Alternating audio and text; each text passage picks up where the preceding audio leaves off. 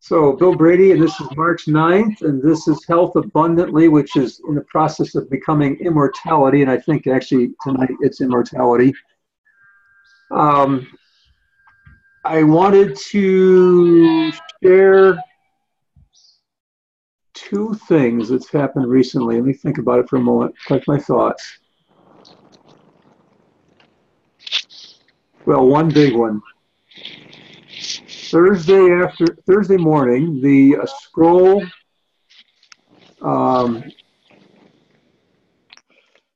scroll group bench went to the scroll chancellor's house, and we opened the vault to the inheritance of the ecclesia. In other words, the fullness of what Jesus had died for to give to us has been in a treasure vault all this time, and we have reached a place in our journey where corporately and individually we were able to open that vault and make a withdrawal of the inheritance of the ecclesia. Now, I think it was a month ago that this group went into the same vault for the first time, and we're making withdrawal of things having to do with this group, because healing, for example, is the children's bread according to Scripture. And immortality, death is the last enemy, and the ecclesia is destined to overcome all enemies. We are seated in heavenly places in Jesus, and he, together with us is going to overcome all enemies, including the last enemy of death. So there's some things to build your faith here for tonight. There's a sense in which we are part of a progression that's been building up to this place.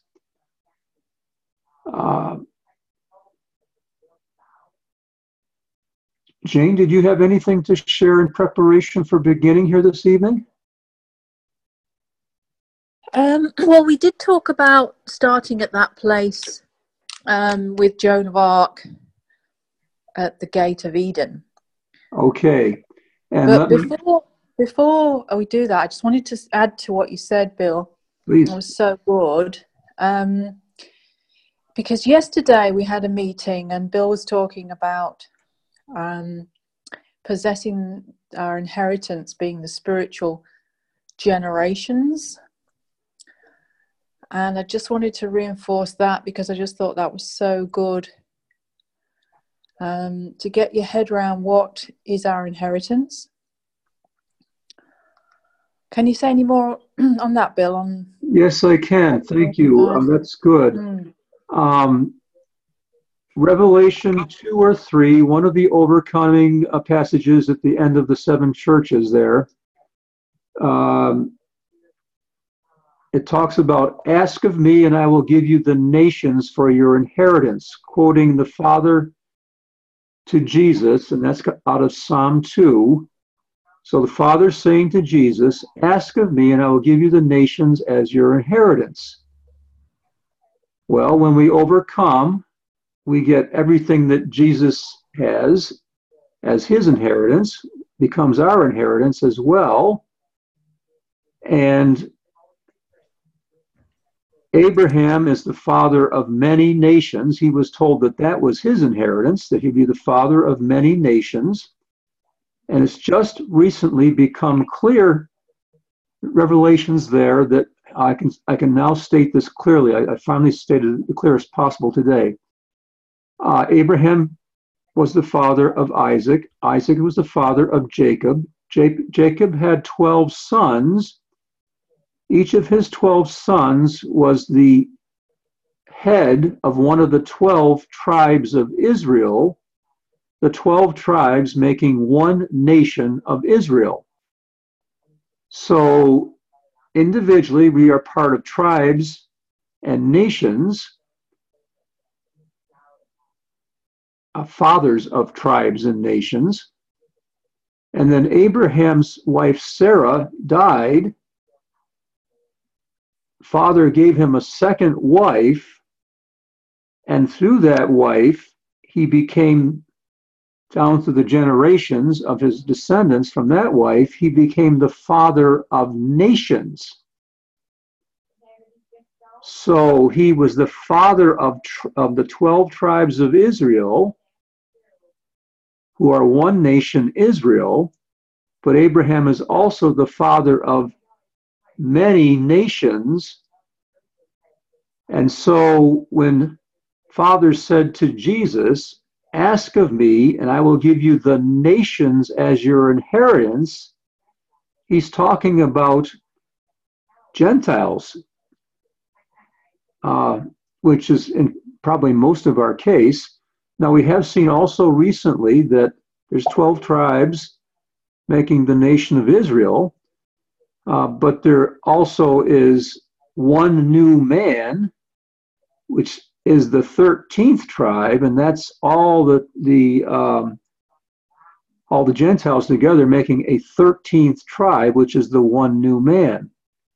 So that's something else we saw recently. But the point being, you don't get your inheritance of nations if you die and don't have kids. We have a destiny.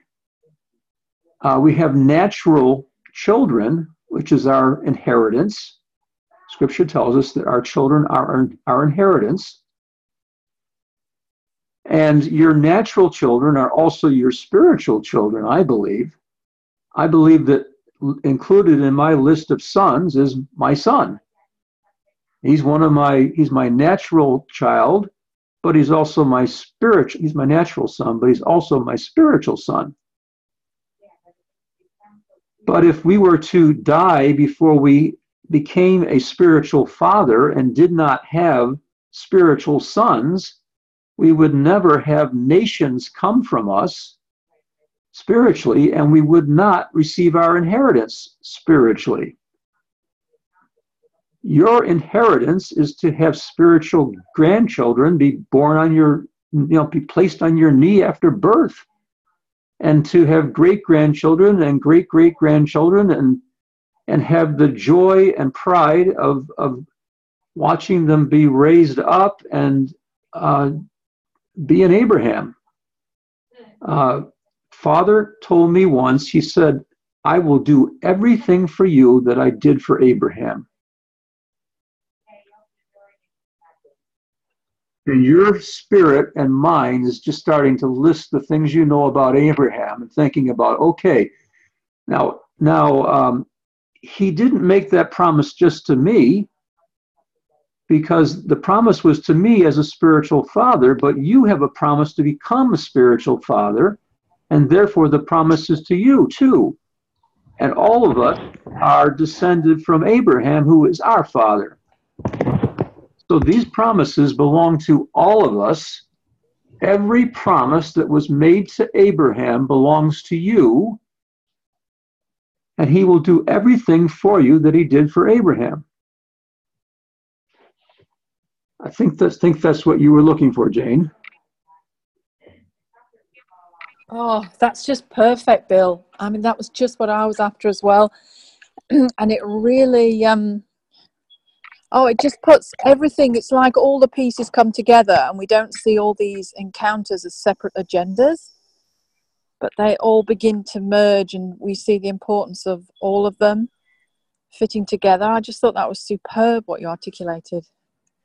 Well, that's part of my function, but it's also... Yeah, and that probably needs a whole page on what are spiritual generations and how it links with immortality and health. Yeah. Because I think there's a lot not wanting the health agenda, and they probably just haven't seen that point that you just mentioned, that you can't inherit generations if you die, and particularly if you die early. Yeah. Yeah, and now the other part of this too is honor your father and mother, that it may go well with you and that you may live long in the land. And so this whole concept of spiritual fathering and the begetting of generations becomes accelerated by us honoring our spiritual fathers. And so I've honored you recently just because I honor you, but also because you are my father, but also because when I honor you, I set this whole pattern in place and started working. The blueprint starts doing its job. The flow happens. I honor you as a father, and because of that, I begin to function as a father. So this is key, that we get our natural fathers, and you've got many. I mean, you've got at least one natural father, whether you grow up in their household or not. And unfortunately, there's all kinds of possibilities of father wounds that we carry, and we need to get healed up from all of those, because Father will do that for us. And we need to undo any negative trades we've made in what we've said or done with reference to our natural parents or step parents, or somebody along the way that functioned as a father in your life but yet was not perfect. The Father provided me with several fathers along the way, none of whom were perfect. Jane, you're the closest to that I've ever had. So anyway, I mean, all of us have had critical eyes looking at our father figures because of the hurts that we had. And we have to get over that. Because that's what allows us to function as a father. And so there is a complete acceleration of fathering happening now in the ecclesia because of this whole process beginning to work. And we are all part of that. I mean, all of us are here as a result of your fathering, Jane, or my fathering, or both of our fathering together. You folks here are our spiritual sons to one degree or another, from both of us in one way or another. And then there's Ian Clayton, who went ahead of us as well, who actually has functioned as a father for many of us. Many of us started by listening to his tapes, his recordings. So he's a father, and I need to undo any of the negative things I've had to say about Ian Clayton. I mean, we all have found a fault with everybody for pretty much one thing or another along the way somewhere. And Mike Parsons has functioned as a father to many of us as part of engaging God, or not quite so close up, functioned as a father as we read his posts. All of us have grown up on his posts. So we undo right now, in preparation for tonight, take a moment and undo any negative trades, by which I mean anything that you've said negative about any spiritual father, natural father. You may not be able to take care of this all at this moment, but you can get a start on it. And just as the Spirit points to something, this is not any condemnation to any of us, because we all grew up in dysfunctional families, and we all were dysfunctional in our own way before we came into heavenly realms, and we're all in the process of getting free. But right now, the Spirit of the Lord is undoubtedly bringing some folks to mind that are fathers and mothers, and you can undo as many of those trades right now as you can by simply taking your words back, your actions back, and deciding to honor them. I did this process with my parents. I grew up in a really very good household, but there was fatherlessness there. And in my black and white pre-prophetic nature, I was very critical of them. when you become a parent yourself, all of a sudden you see your own parents through a different light, and you see what they were doing, and you realize they actually did a very good job with what they had to work with. And all of you here who are stepping into spiritual parenting and becoming spiritual fathers, you are right now in the place where you are beginning to see Jane and myself undoubtedly in a new light. And you may at this point be undoing some things you said or thought along the way. No criticism and no condemnation in any way. I'm just saying that that's the nature of growing into these things. You're right at this point right now where you're starting to enter into this. You begin to see what we actually were doing and what it entailed. So anyway, that to set a foundation here, because it'll be well with you, and you will have long life in the land, and the long life land you'll have in will be the new earth, this earth, whatever combination that turns out to be. But that process has to be untraded from and traded into to be able to come into immortality. Anything further to input there, Jane, having at that point? No, I think that's all good. Let's start. Okay, so we're blocking out other realms, and take a moment, put on all your crowns and mantles and such. Make sure you're on the seat of rest.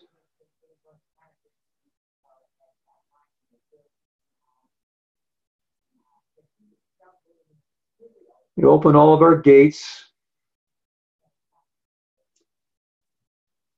Right now we do what needs to be done to have our spirits and be in charge, and to be white light beings and blue light beings.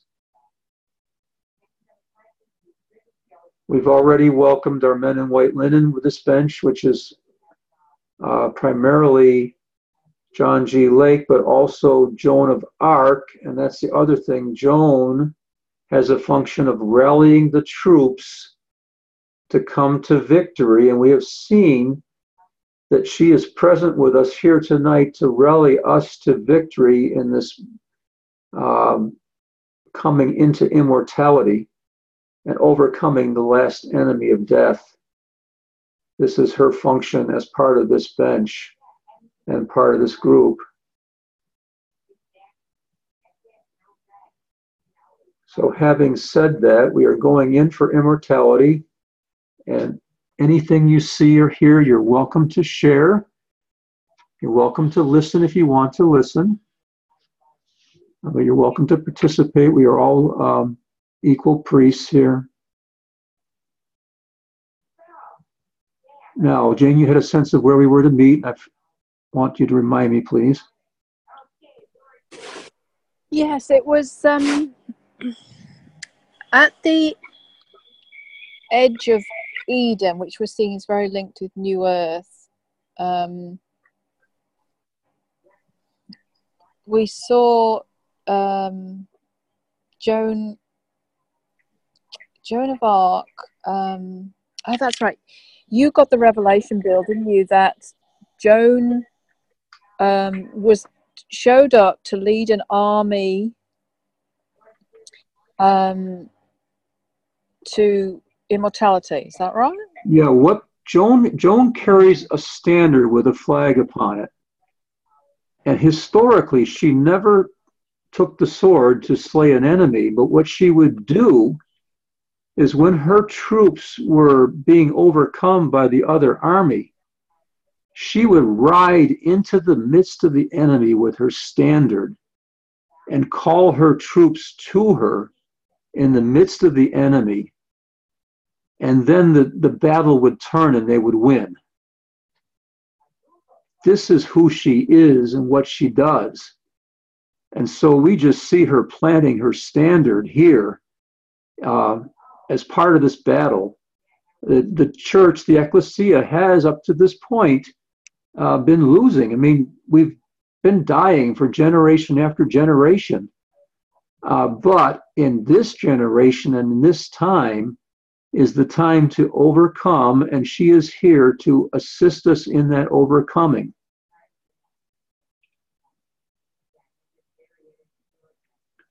Does anybody see Joe? That's a good place to start. Go ahead. I'm sorry. I was just going to say so we are seeing we can be gates at the edge of Eden to release the full. The Eden represents the full blueprint. So we can stand there as gates and release that those spiritual technologies to allow immortality to be available to us all. Okay, and now for those, when you hear that phrase, spiritual technologies, what we're talking about is seeing, sensing what exactly needs to be done in the spirit as a prophetic act, but higher ages up from that, to cause this to happen. So if the Lord were to, for example, give us a key and tell us to put that in a door into the lock and turn the key, that's an example of a very simple technology, a way of actually accomplishing something. Now, operating as a door, in the past, when we went to eternity, we stood on the edge of eternity, and if I remember correctly, we had a sense that we were like standing, looking away from eternity, out from eternity, and there was like a waterfall beneath us of coming out of eternity, the river coming out of eternity, and we were like standing in line abreast at the very peak of that waterfall, at the very edge of it, looking forward with the flow of the river. If I remember correctly, that was the picture we had when we did that before in eternity. Wasn't that correct, Jane? Oh, I don't remember that one. That was my memory when we released the Men in White Linen. But anyway, yes, Bill, that's it. Yeah. It may be the same this night. It may not be. Maybe we'll get a different leading on that. But okay.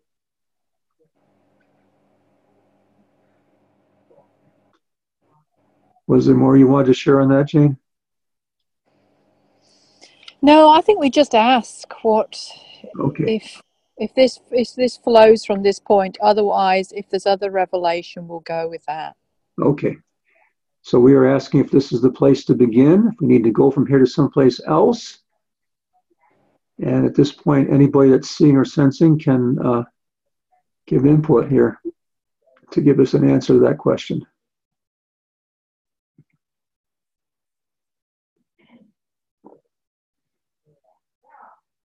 Sorry, where are we? Are we at the gateway as a gate at Eden? We at this point are at the edge of the gate of Eden, and we are asking, so just rally to me, come to where I am, and we are asking if this is the place we are to begin from, or are we to go from here to a different place to begin from, but our initial sense was this was likely going to be the place. And so we're asking the question, is this the place, or is there some other place we're supposed to be to start?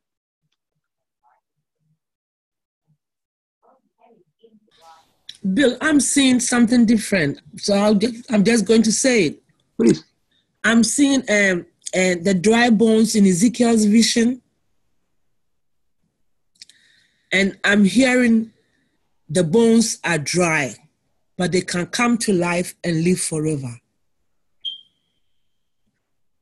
Ah, that is a spiritual technology. Heavenly technology, okay. It is, isn't it? Yeah, so by governmental action, all we need to do is bring it to life. And the Ezekiel passage talks about bone coming to bone, and then muscle on it, and then skin. And then they were breathed upon, and it came to life and stood up, is my memory. Is anybody seeing anything else or seeing the same thing? I saw bones coming up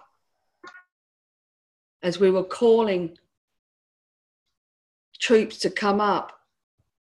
that include, I saw these bones as well, skeleton bones, as part of the troop. And they, as they were coming up, exactly what was said in Ezekiel, they started to form. Yes, and they became a mighty army as the rest of it. As they went up. It wasn't just us. Yeah.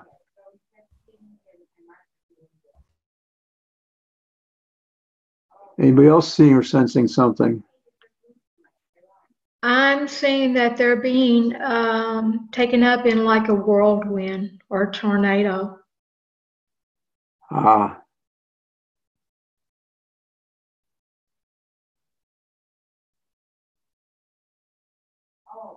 Anybody else? Or more on that, Donna? Well, as they're being taken up, they're being put together. The bones in the muscles, all the tendons, everything is being caught up. I guess you'd say caught up in this whirlwind, and it's actually being formed. Now remember, Elijah was caught up in the whirlwind and did not die and taken into heaven by a whirlwind. I'm just wondering, why are they coming up? They're coming up to the call of Joan of Arc, as opposed to us releasing down technologies. Wondering why the difference. That's a good question, but my thought is maybe we should follow the bones in the whirlwind. I'm seeing like a kaleidoscope, like when you look at all these different pieces, and when you shake it and then it sort of all comes together, and I'm seeing that's what's happening with all the bones, including us in that. It's all coming and fitting together, and we're all becoming one as we go up in this whirlwind.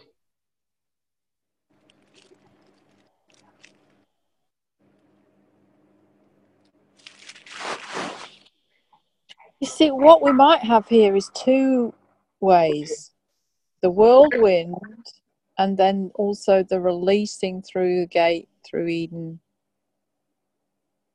Because my first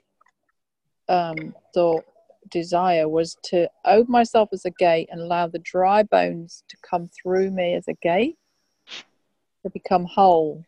But it might be two different methods, so maybe we need to explore both. Jane, I was seeing like a mine shaft, a door, a square within a square within a square, looking downward, and it was like a mine shaft. Courtney, is this the point to reveal what we did earlier? Go ahead. Okay. Courtney and I met earlier, and we became four with Joan and John G. Lake. We were shown a sword and a stone, which is a picture of inheritance in that particular legend. Not getting Arthur into this because I know he can be a negative thing, but the picture was of necessity of pulling the sword out of the stone. And the thought occurred to me, we really didn't have to wait for the rest of the group to do that, since we had four there, and four works very efficiently. In a previous encounter, we had been given strong right arms. And so Courtney and I took our strong right arms together with Joan and John G. Lake and pulled the sword out of the stone. So the four of us, Courtney, myself, and John G. Lake, and Joan of Arc, are the first small door in what you're seeing there, Courtney, and you're seeing another door that's larger than that, another door that's larger than that.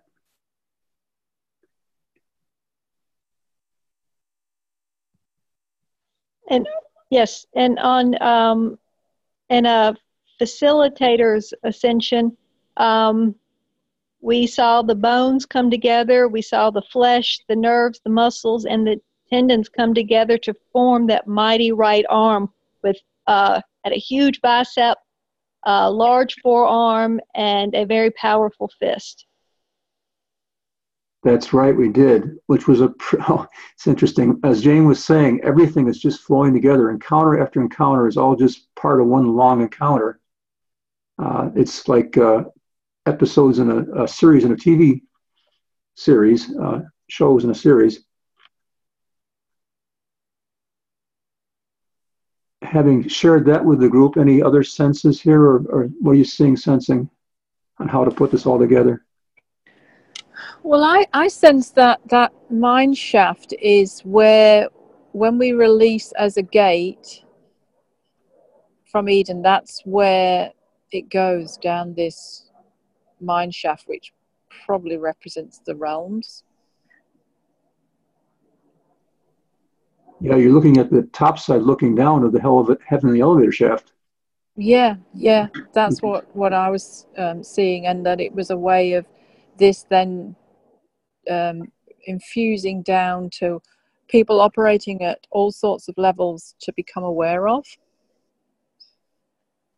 I'm seeing, I keep seeing the same thing about why there's an ascending and a descending flow.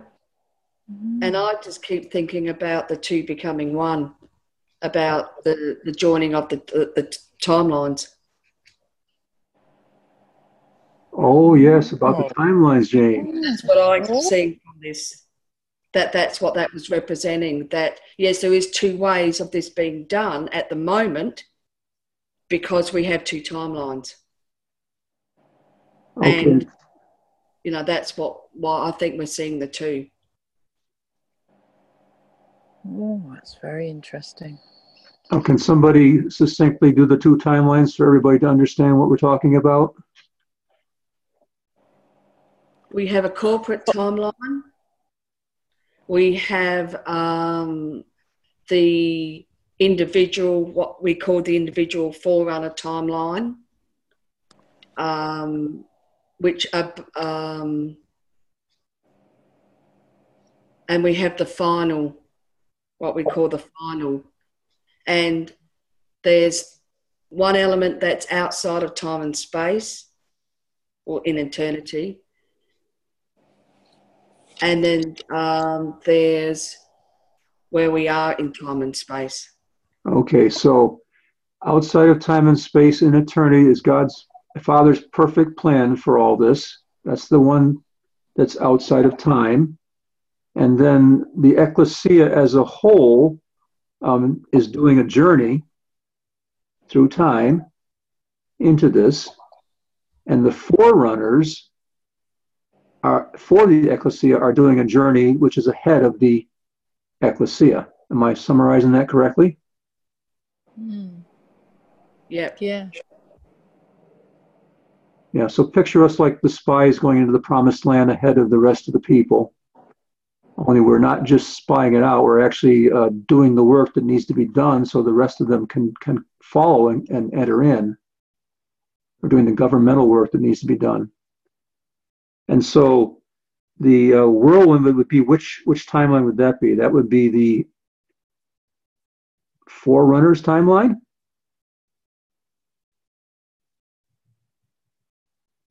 Yes, because the Forerunners can go up before everybody else. They can do an Elijah, right? Yes. And the ecclesia would be the one that we're putting down into the mine shaft for anybody that's at a lower realm at this point to start getting seeds sown and so on, that they can come into this fully as well. So I think what we're seeing is an invitation to the forerunners to become like Elijah and be taken up in a whirlwind and enter into eternity, into immortality, at the same time that we're being given the opportunity to do corporate governmental action for the corporate ecclesia.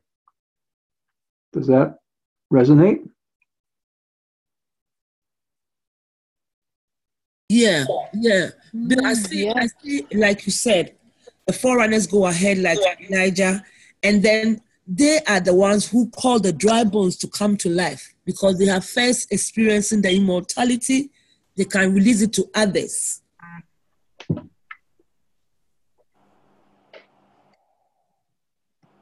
That's Remember good. Elisha in the grave, his bones? That was Elisha. Yeah, Elisha. Yes, you're right. That they tossed his bones in the. You're right. And somebody else's bones got buried next to his, and the person that got buried next to his bones came to life, was resurrected by touching his bones. The inheritance, Elisha received Elijah's mantle or inheritance. Oh, I see where you're going. Yes. Take double it. portion. Yeah, go ahead and explain what you're talking about, Courtney. I see where you're going. Oh, I was just thinking that, you received the mantle, the double portion, but it didn't get passed on. As you were talking about earlier, fathering and passing on inheritance. Anyway, I just saw that connection just when you were speaking. Correct. But so when the body did touch his, and then it came back to life because of what was stored up. Yeah.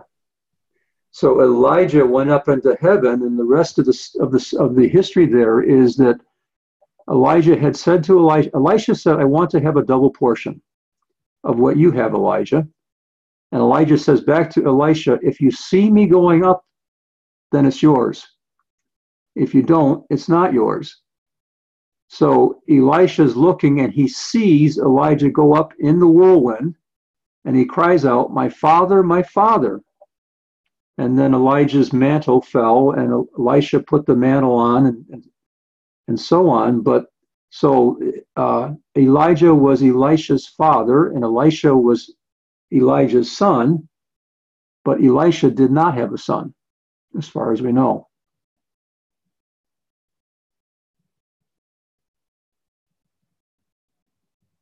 You know what's standing out to me here is the fact that Elijah laid eyes on Elijah when he went up. And I see another parallel with Jesus seeing the Father and how he only does what he sees his Father doing.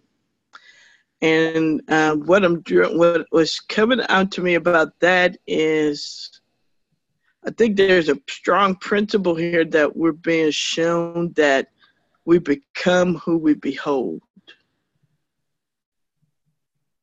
I just wanted to submit that. It just came to me as I just wanted to submit that. And on top of that, which is really, really good, Simone, and as you're talking, the light went off for me, the revelation, we are seeing the whirlwind. Yes, it's an invitation. Yeah, so when Elisha saw Elijah going up in the whirlwind, that was the transfer of the double portion anointing to Elisha.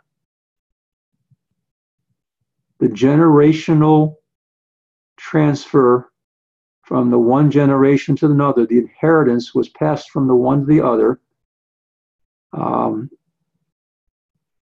because Elisha did see. And so, Elijah said, if you see it, it's yours. If you don't, it's not. And we saw it. It's ours. And Bill, I want to add that now we are seeing Elijah going up. Now, as we are talking, we are seeing it. He's our father in this, yes, isn't he? Right now, we're seeing, and so we can have it. Exactly. And when he saw him go up, and then, if I'm not mistaken, then he dropped his mantle, and then Elisha caught it. That's what I was just about to bring up. So we are Elisha, we can pick it up. Yes. And wear it now.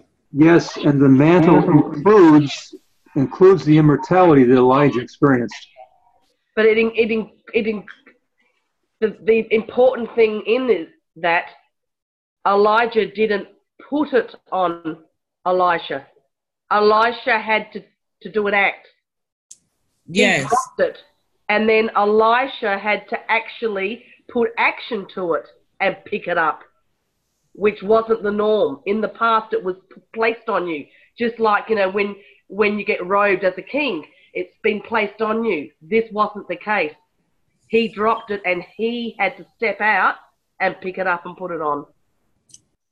I'm going to say a few things here. Someone said, as we behold of a person, we become like him. And Jesus said to Martha in John 11, he says, I am the resurrection and life. And said to Martha, the one who believes in me will live, even though they die. And whoever lives by believing in me will never die. Do you believe this? And somebody said about the word now. So what happened was when Jesus was saying that to Martha, Martha thought that immortality was in the future, even though Jesus was talking to her in a now, eternity is now, like you connect to everything in eternity is in only in now moments. So Martha says, yes, Lord. I believe that you are the Messiah, the Son of God, who is going to come to the world. As long as we put this immortality into the future, we have to do something, and it can only be in the future. We are not going to experience this immortality. I think immortality is of the always connecting to the now of connecting the I am, the resurrection, and I am the life. And Grace, what I'm seeing from that too, flowing on the same thing about the up and the down and the timelines. People have individually stepped in to realms, but not corporately. And I see this as an invitation of saying, because the bones went up as well as us, I see it as even a possible, because where is immortality? Is immortality, what timeline is immortality in? Where is it corporately now? And I feel like it's about timelines and about releasing the corporate immortality into this realm where we are now. You're right. So that we can step into that. Now it's a corporate call to release it down into the now. And then we saw the bones and all that was spawned and came up to 8. That's the mantle that's dropping right now. Yeah. Does that make sense? Yes, it does. It's not an individual thing, it's a corporate thing. It does. Beautiful. That's very good, Lee. Thank you for bringing that out. Yeah, very Yes, good. and I wanted to say something also about what Grace said and Lee said. In the passage Grace was talking about, Jesus also said that a time is coming and now is. A time is coming when the dead will arise in the future, but now is. That means at this very present moment, if you can believe, there shall be a resurrection and immortality. So is this the second resurrection corporately being released, being invited to release with the immortality? Jane, can you help me? There's something about, I keep getting about when you wrote about bringing old earth in through into the time, into the up into eternity. You know how you saw that coming up through? It's the same thing that I'm seeing with this, with immortality, but I can't really word that part of it. Well, I can see that immortality can be experienced in 2 dimensions. You can actually go through Eden and experience it there as a permanent basis. And it's how the men in white linen experience it. Or we can access some way of engaging it now, that we can live here as an immortal body, but also choose to leave this current earth if we choose. And the story of Enoch, the history of Enoch would be helpful for folks at this point. Enoch experienced this, and the history in, I forget what source, is that he would initially he would spend like 6 days a week with, he was a king, he'd spend 6 days a week with his people. The seventh day he would spend off being immortal elsewhere. And then he got to where it was like 5 days a week and 2 days there, and then 4 days a week and 3 days there. And it got down to 1 day a week here and 6 days there. And then finally, what scripture tells us, that Enoch walked with God and he was not. And that was the point that he decided he didn't want to hang around at all here anymore. And he just left. And what Jane's talking about is we can actually have a life that's partially here and partially there, if we choose to do so. Forerunners timeline. Yeah. Okay. And look, I'm just thinking for myself, I'm thinking, because I've been trying to work out which timeline is this an invitation of, Lord. And I'm thinking, look, me personally, I desire to be like Enoch. I desire to step in and out in that timeline, in that immortality of being able to step in and out of those realms, step in and abide in Eden. And I know you do that by faith and all of that. I don't know if I can say I'm experiencing that as such, like not in my body. So I don't know whether I can, I'm just thinking back to the invitation of the group. I don't know if we're at the tipping point of that, to see it as an invitation to release it corporately. Well, at the very least, it's not for just one person. It's for a corporate group of some size, because there's more than one skeleton in this whirlwind. Yeah. So it's a corporate invitation? At the very least, it's a corporate invitation to this group here. At the very least. Yeah, yeah. Yes, I would say.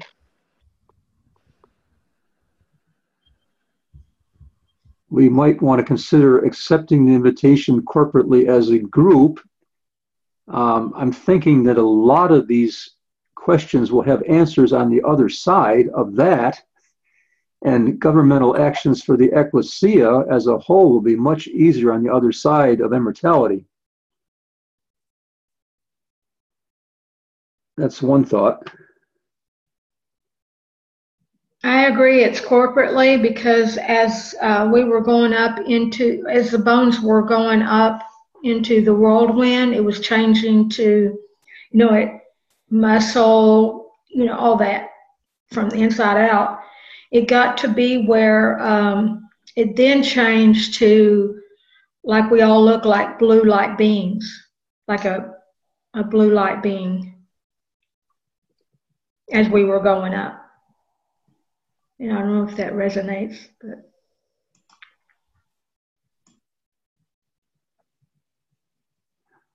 I would really like to be in that whirlwind right now.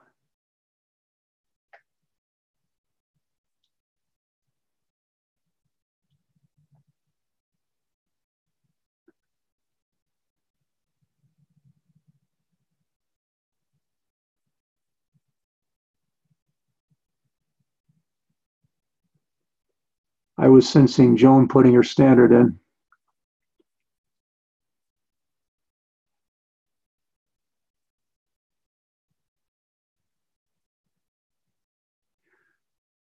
I think this is the moment to make that decision if you want to make this your moment.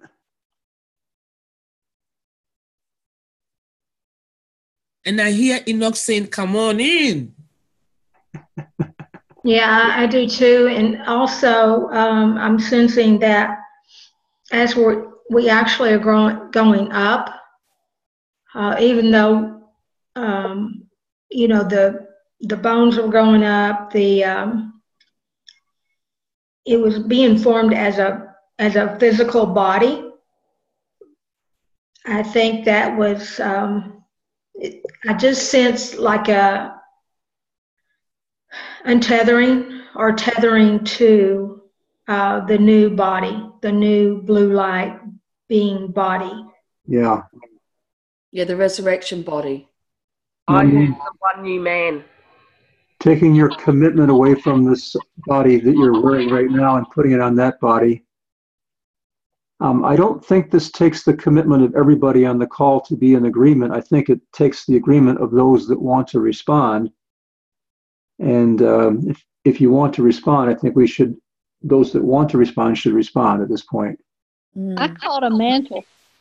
Before I went up, I grabbed a mantle. Okay, I can see that now. You can see that. I agree, Bill. I think it's got to be a serious decision by each individual, Yeah, not to be leapt into lightly. no. I felt the same. I felt like this is not something you're going to go in and turn back. This is not like a small joke. It's a big issue. And our sense is that you're able to return. I mean, Enoch did return. So I don't think we're making a commitment to like disappear and never come back. I don't think we're making that commitment. Go and come. Yeah, go and come. We're forerunners. Yeah, Opening the way for many more. yeah. Wow, I'm sensing that the whirlwind is actually the breath of God. Wow. Wish has life in it. I heard the same thing that Donna did, that it was the breath of God, because the very last thing that happened is that he breathed and then life came into the body. Yeah, and that's everlasting life that he's breathing in. Step into this moment. Yeah.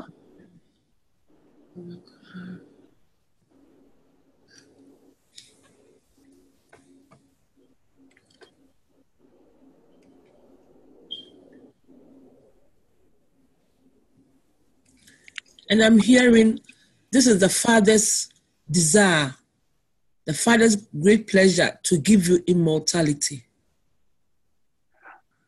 And I see the whirlwind enveloping me. I'm being covered all over in it. Thank you, Patience, for saying that. And it's giving me a tingling sensation, pleasant. Yes. I'm loving it. Yeah. No pressure on anybody, but if you can see the mantle, if you can experience this, then this is something that's available to you. If you are seeing that, it's available to you and you make your own decision. Those that are deciding right now are in the whirlwind.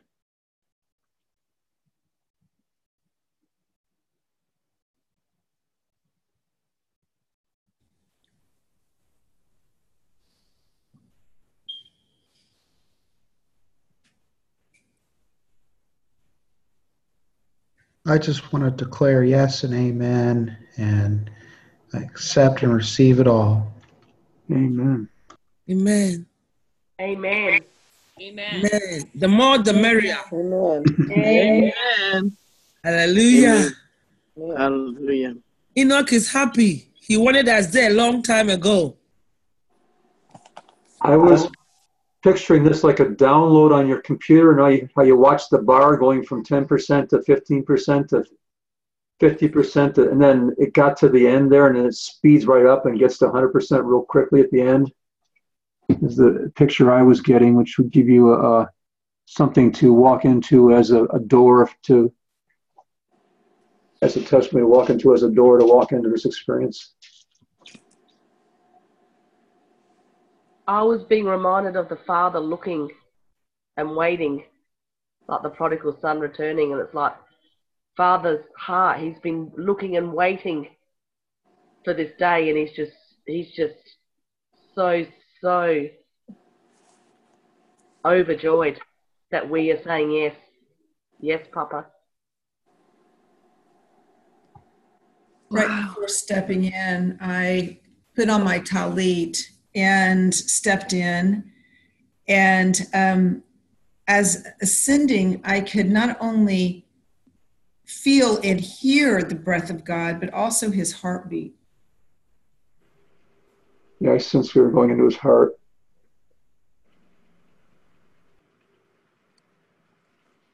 Yeah, my question was, where are we going? Are we going into Eden? I think we're going to the Father's heart. It's like welcome home. Yes, I see that too. But where is that? The Father's present in many realms and dimensions and domains. Well, he's certainly above the line for immortality, where he is right now.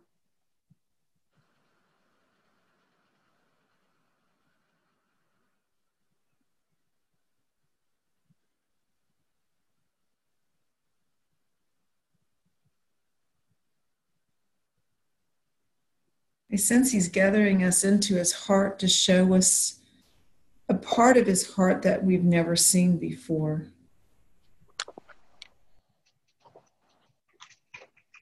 It's looking like there's a bit of a process involved here, so let's flow with the process and not get too concerned about the finish line here that we're looking for. Just flow with the process.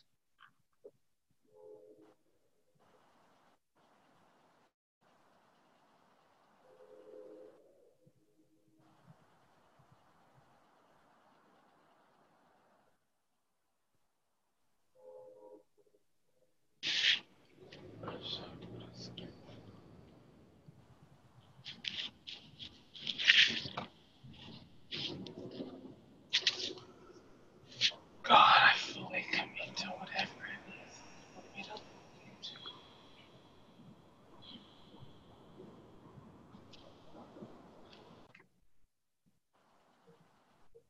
I'm sensing like a blackboard in front of me. Actually, it's green with a wood frame, a green board.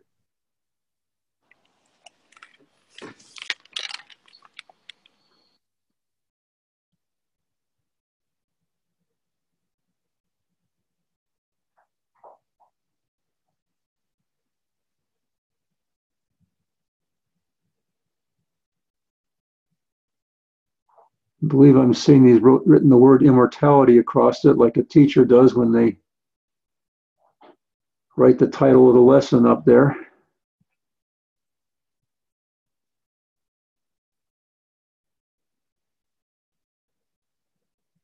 Bill, sorry. Bill, you know green also is a live forever, ever young. Green, ever young.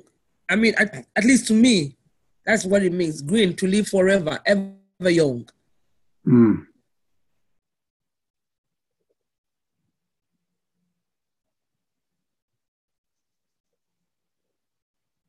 Revelations 15 part B says, God, who lives forever and ever in the eternities of the eternities.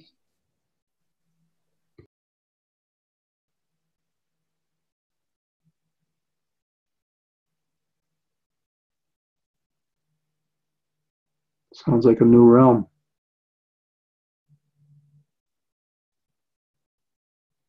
Or a subcategory of eternity.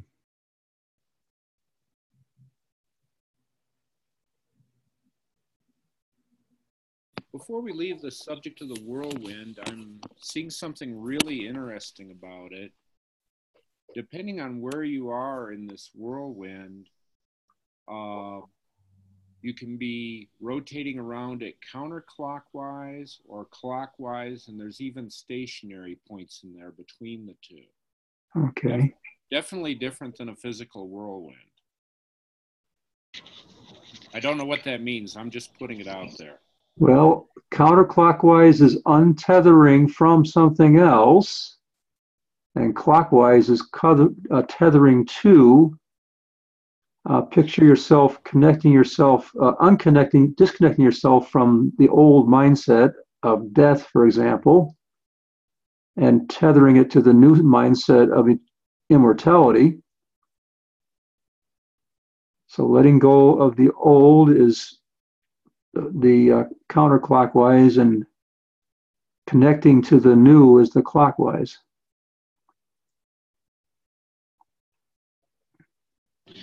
I felt as I made a decision to step into the whirlwind, it's like as I got into the center of it, I got sucked up. I also felt that there was some sort of tree at the very top of the whirlwind, and that the roots of that were sort of the whirlwind as well.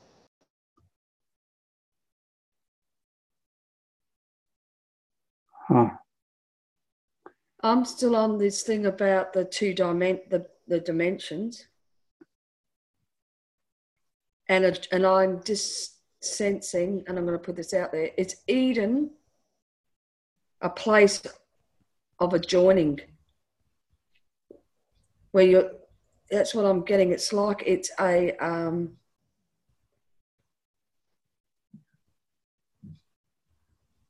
joint, a joining of. Which would go along with bone to bone kind of thing, joining two? That happened here at this place? Well, joint supplies. You know, there's the supply Ephesians joint. 4. That's Ephesians 4. Supply joints, but I'm still just can't get away from. There's so that I think there's more to Eden than. It's something about it's the joining of the timelines. Yeah. Of old yeah. Earth and New Earth. And it's a supply Yeah. joint. It's like a shaft supply joint that you can go through that joins the two realms together.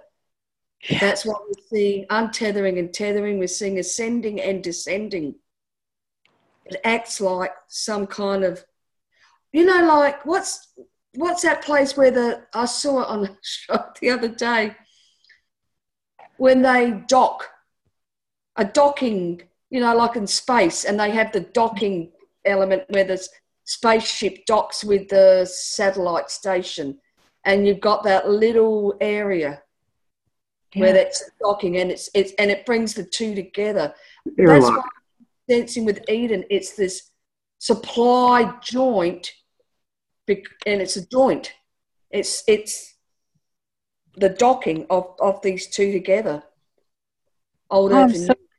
Yeah, I'm so glad you said that, because I was getting this joining. I felt I was going up this whirlwind. I was going into Eden, and I was entangling with the DNA of Joan of Arc, and we were becoming one there. I saw her flag was my mantle. Like it, when we were grabbing the mantle, I saw it, the flag that she was actually holding, the standard, was the mantle. It came like off the flag, if you will, and floated down like a mantle and wrapped around us. Oh, wow. I was seeing it as a trachea or a windpipe. And right there at the base of that is a collarbone.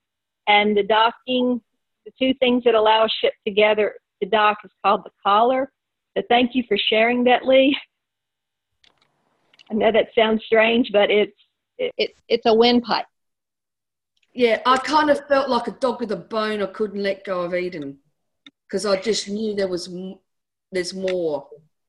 and not and just kept engaging and holding on. Well, what I'm getting is that this is like the bench of one in eternity, but this is like a bench of one in Eden/New Earth. So this is where everything comes together and entangles in that sort of physical expression of the blueprint, as opposed to the eternity expression, which is a spiritual before creation. Which is why we saw bones as well as the ecclesia or us. It's maybe the point of where, as people come up in the flow, that's where your body changes, possibly also in this I place. was just thinking that, Lee. That's when you take on your glorified body and all the transformation for us happens. That's just for us because we're the forerunners, maybe not so. I don't know if the whole earth will be sucked up into this place, or how that will be. I'm just looking at as the individual forerunners too at the moment. When we were in a whirlwind, I think Bill was saying we are entering into the heart, and I was sort of like seeing the 4 chambers of his heart, and then I really sensed that it was a 4 rivers coming out, and then it was Lee who was saying that we were wrapped by the Joan of Arc's flag, and I saw the flag turning into sort of like a gold substance wrapping us. So that's sort of what I saw 2 days ago too. The flag part became all gold, like a droplets all around us as I wrapped myself in that flag. Which is an element of changing our DNA as the whole lot. It's the glory of God. It's the gold that was in the river in a garden of in Eden.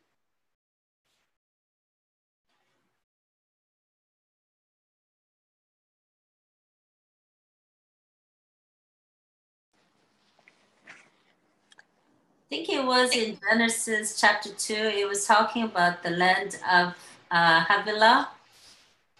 There's gold, like it's gold of the land is good and all this. And I think it's the glory of God wrapping us. It is right from his heart. And like in us, I sort of sense the 4 rivers flowing through. And over us is the flag of John that is sort of like a gold drop. It's not one 2-dimensional flag anymore. It becomes a 3-dimensional gold droplets all around me. And I wonder if you're sensing that.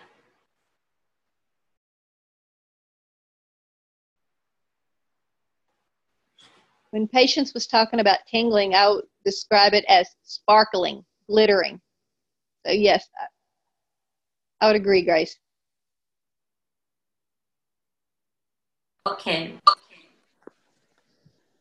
So I'm asking, is this different from the glorified body and the immortal body?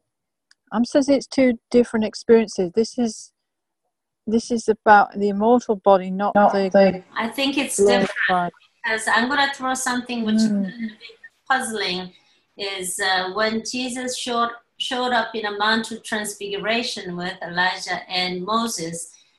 I believe that was his transfigured body. He was already immortal, but he does go to the cross. So he does give it up willingly, but he also gets, resurrected as a glorified body. Oh, that's good. Yeah, what something similar that was coming to me was because the picture is coming to me too when Jesus appeared to the disciples and he asked Thomas to put his hand in his side. And so is this chamber that's being shown to us a holding spot or the place where people go to get the body that they need to go into the new earth? That's the question that's coming to me right now. And which I think is the same thing that you all are asking too. And I mean, it's just coming out a different way. But so I think that's what I'm seeing is when these people die, they go to this holding spot that Lee described, and there's some kind of transformation that happens there before they go into into, so that they can go into the new earth with, I don't know what kind of body right now, but the right body or needed body. I think that's superb, Simone. I think that's the question, and that's what I'm seeing. Yeah. And can I say one more thing really quick? What I heard it was this, and then I heard this revelation Ian say, and that was, it's appointed man one time to die. Now, for some of us, that appointment of death came through Jesus. But for others, they died themselves. But for them to be, to come into immortality, we'll need to raise them from the dead. Okay, so in union with Jesus, if you come to the place of the degree of union needed, you would not need to face death because your death is in union with Jesus has already happened. And this is what I was getting. I was seeing that blackboard, and he wrote immortality across it, the green board rather, and it had a wood frame around it, which kind of lined up with the tree that was at the top there. And the sense I was getting was the Tin Man and the lion and so on in the Wizard of Oz. The song goes like this, that Oz never gave nothing to the Tin Man that he didn't already have. And the answer is that we're getting a lesson in immortality. And the lesson is that when we entered the city everlasting, our union with Jesus in the city everlasting, our union with him, where we can say, I am everlasting life, that was the point at which we became immortal, and we didn't know it. Because we had not seen the distinction between immortality and a glorified body, and that came today. So I believe the answer is that we already have become immortal at the point that we enter the city everlasting, or we become immortal at the point we enter city everlasting. That's interesting that you say that, Bill, because whenever I was in his heart, he kept saying over to me over and over, see, this is what you came out of heaven with. I really sense that we are immortal already in a way, because the faith is always of now, and it is now that we connect to the immortality, not because we have to do something so that we achieve something later. I think we can be confused at times of our immortality with the celestial body that we are going to have, which is our spirit having a body itself. And also we'll have other bodies too. It's I don't know, it's my sense that as you're saying, Bill, that as we are entering into the connecting to God as I am, as we are connecting to I am, that I am is with me, and I am that, you know what I mean by the union with the Father in that manner? Yes. And immortality then is part of our inheritance that we've already received. That's what I'm sensing. We've possessed that part. Everlasting, everything having to do with everlasting is our inheritance that we've already possessed. And it just simply takes exercising our faith. When you see the truth of it, like when you saw the mantle and you saw the whirlwind, by encounter, if you saw it in the encounter, then by faith you are able at that point, and you were at that point possessing immortality. Whether or not you understood the biblical references involved, it's not necessary. You can simply engage your faith based upon encounter and flow with the encounter, and at that point you stepped into immortality, at some later point, you may or may not come to understand what actually happened based upon what the Word reveals to you, but you don't have to understand it based upon the Word. You simply need to respond in faith to the encounter, and we did. I think generally, even Christians, that the connection to appointment with death is so strong that cannot recognize who we really are in terms of when we are united in that way as I am the resurrection, I am the life. People might even quote, people are destined to die once, maybe Hebrews 9:27 and so on, but we can cancel the appointment with death. That's good. I mean, I'm a dentist, so I can say you do cancel an appointment with a dentist too at times, right? You can cancel the appointment with death, and that's because we are connected with the with life, everlasting life, and the one who says to us is saying, "I am the resurrection, I am the life. Do you believe this? And if you live and if you believe this, you will live and not die." That's good. But I think we've got to get some clarity here, because I think we're talking about might be several different things. Like, so we're not saying that anybody is immortal. I don't because think they're a Christian. Not all No. Christians will, No, we're not saying that. So no, we're not. yeah. Are we saying then that through residing in eternity, giving over self-government, and choosing that fullest of God's total government, so we possess the city of everlasting, at that point we receive immortality? That's what we're saying. It's an element of the journey along the way. Which is still doing something. It's not an automatic right that we just...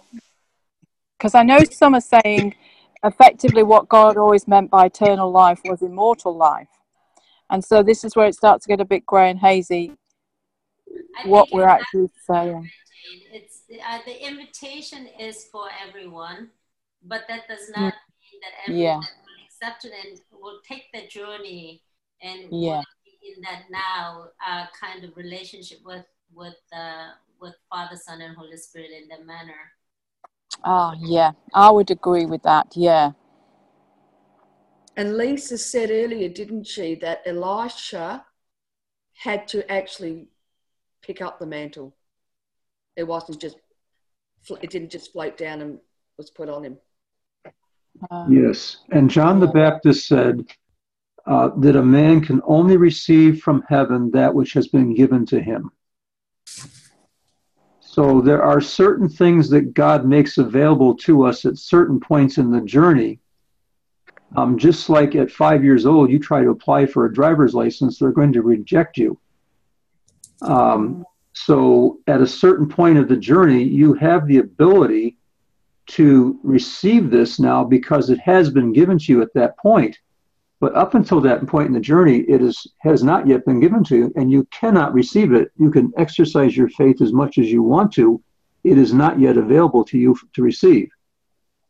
Yeah. I would add on to that, Bill, too, that part of that is relationship, because I believe the eye contact that Elisha had with Elijah was based on the relationship, the intimate relationship that they had too. It wasn't, there was a connection between them. There was a love and an honor and respect and so on. So I just feel that there's intimacy and relationship there too. Yeah, you are not going to receive this apart from being in union with the entire ecclesia and in union with Jesus. You're not going to get born again and exercise your faith and receive that. That's not going to happen. And you're also not going to be able to receive this apart from becoming part of a spiritual family and having a father-son relationship too. That's something that's necessary. We started our whole this whole meeting with that spiritual generations, and the whole encounter we're having here is in the context of the spiritual generation of Elijah as father and Elisha as son, and Elisha is able to receive this because of his relationship with his father, Elijah. So outside of union with Jesus, you've walked into a level of union because of the journey you've walked, and outside of relationship as a son with the father, you're not going to be able to receive this on your own, is the way I would see this. Yes. No pride involved with that at all. It's just simply the matter that there's a journey involved. And like I said, you have to get to the place where you can apply for the driver's license and apply for it because you've come to a certain age. Yeah, I see that really strongly.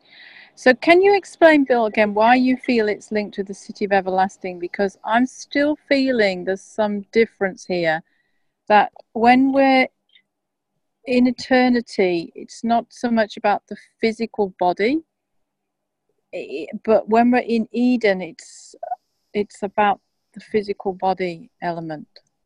Well, first off, it may be, Jane, that there's more than one lesson that's being taught by this encounter. And I may be seeing one of the lessons clearly at this point, and there may yet to be a second lesson to be revealed here. And you may be seeing the second part of the lesson. Yeah, because everything is saying to me, you go through this gate into Eden to get your immortal body. You don't go into eternity. Well, let's clarify too, because though I'm not exactly certain where all these heavenly cities are, when you, remembering now that entering into eternity occurs after entering to New Jerusalem, correct? And you go further along and you go into eternity, and then you enter into the city of Zion, I believe, because Zion is the place of the bench of one and bench of two and bench of three in eternity. And then you go up further into city everlasting, which we have not yet really located geographically as to where it is. It may be that it is not in eternity, because even New Jerusalem's not even in eternity, I don't believe. That's the case. Well, I know. I see Mount Zion is in infinity, and everlasting is definitely in eternity, and it is the realm in which it was just the Father, Son, and Holy Spirit, and what qualities they possess then, and that's definitely in eternity, and that accords with what Ian Clayton says as well. I really resonate strongly with that. Everlasting, that word itself is connected to eternity. Yeah. Okay. It is. Now, would the cities be would the names of the cities correspond with the names of the realms that they're in? Because there's two separate things here. One is a realm, and another is a city. Because, like, for example, you mentioned Mount Zion. That's separate from the city of Zion. Yes. And so there's some terminology here we need to sort out to be able to talk this issue through. We've got to sort out the terminology, and then we've got to locate each of these cities geographically, and that's probably a work for another day. I'm just realizing we really haven't. I'm confident where all these cities are. Okay, for me, except for New Jerusalem, I think there might be like several dimensions to that. That there's the New Jerusalem you enter first in the age of new beginnings, which is before you get to eternity. But when you kind of bring everything together, it becomes the New Jerusalem, if you see what I mean. So all kind of combines. So I would probably say all the cities combined you would actually call the New Jerusalem. But you enter at a lower age initially. through the gates of the Revelation 21. But I don't see that's relevant to this question here. I think the question is, we've got to think in terms of when you're in eternity, you are just a spirit being before you had your body was created. And this is how I see it. I see it like that. So when you're in there, that was the original. You were just a spirit being. And then when the body was breathed into, that's when we began to be in the garden. And then this is where it brings in Eden and the garden east of Eden. It brings that into the picture. And that's why I see that this is linked with the body, immortality, not eternity. And I think this is why I've never felt drawn into eternity for the immortality, but I feel now I'm sucked in there, and I see this is where the men in white linen are living now. They're not living in eternity, they're living in Eden with some physical aspects that's very much like New Earth. And this is where they're coming and going through this gate. They're not coming and going through eternity. Okay. I can as you're saying that, Jane, I wanted to go back to what Lee had described as the for lack of a better term, the decompression chamber, if you will, the connection between Eden and the new earth. And and like you're saying, could Eden be as practical as the holding spot, if you will, to get the, I said it before, but I'm just saying it again, to get the body needed to enter into the new earth and engage the new earth so that you can give expression because you have a body. I mean, could it be that's simple and practical? That's how I see it, because I see that it's the holding place until the final blueprint, which is where everything is united in one, and we're all resident in new earth, everybody, not just what we're doing now. And so this is the, it's a form of perfect blueprint that they're experiencing, but there's still a transition. It's got to come further. But yeah, I would agree with you, Simone. Yeah, and I just want to say one other thing. As you know, as we know, this what we're doing now is a continuation of what's been done before, and I'm remembering how we kept seeing the overlap of the infinities or the timelines, if you will, which we spoke about here, and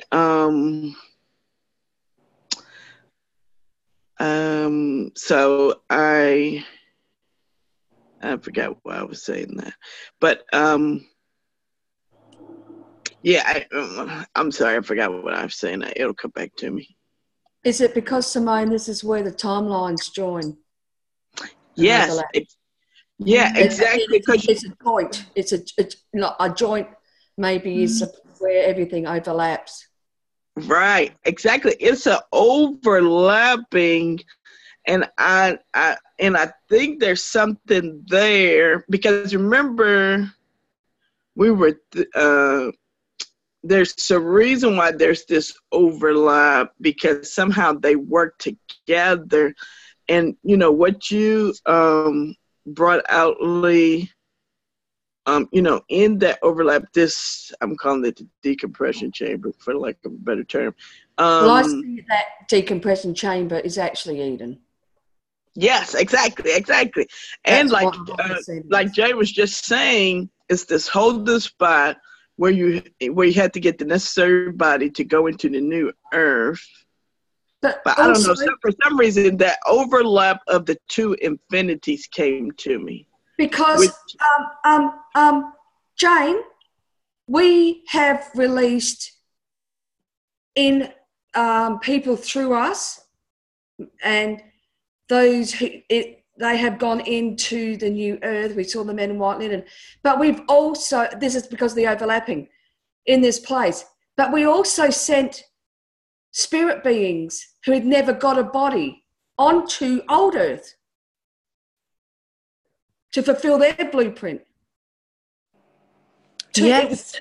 Yeah. There were two different directions people were going depending on what they needed and where they were. There were those who were just the beings, spirit beings that had never been on earth yet.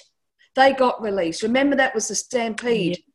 Yes. And people. And it was with Joan of Arc, and there was a heap of them. Alana was with us also. And we became that door with Justin Abraham, big door at one time, and we released those with the fullest blueprint that would just do the fullest blueprint, and just like little, so we'll see little children with these amazing technology advances, all of that as well. But then there were those that also were going in through us into the new earth. Again, a connection, a joint. A supply joint going in two different ways, taking on two different. Yeah, so some coming out of Eden, but then also some going in Eden. Yeah, and in through to get immortal bodies. Yeah, that's why we at the beginning of this we're seeing the ascending and the descending happening. Yes, yeah. In that vortex. Yeah, that's what I'm seeing really, really strongly. And this is a gate, and it's a culmination of all the East gates. Didn't we do a lot of dialogue around East gates and overlapping of all the multiple cities of the East gates? And the question's coming to me now is there a city in Eden, one of these undiscovered cities? Is it in Eden? And this is where they kind of rejoice in. And is this ultimately the fullest New Jerusalem? Or is it, anyway, that's just come to me, it's the fullest. Well, I suppose the fullest New Jerusalem city would probably be everything all stacked on one when it reaches the final blueprint on you. Yeah. So this, okay, I'm just going for understanding here. So the men in white linen go through us as a gate, and we're seeing that Eden is a gate that they're passing through too. I'm trying to see the connection. Eden's not a gate. They're gates and we're gates. It's not an abstract gate. It's us. So they are two different things. It's not the same thing. I mean, it's not. What I'm saying is that we're not Eden. No. Okay. We just stand as a gate on the edge of Eden. Okay. And so people can pass through us because we have a living body. Okay. So the reason why I was asking because for a second we were saying that, I know we had said before that the men in white linen passed through us as a gate, but what you're saying is that we stand at the edge of Eden and they pass through us as a gate. Yes. Is that right? Okay. Yeah. Okay. And I should, at this point, I feel led to share this other thing I saw, which I do not know what it means. I just saw Joan of Arc yesterday, and we were in Eden, and we were trying to release these immortality technologies, and I saw 8 people surrounding her. It was as if there was a call for 8 to stand up and say they wanted this.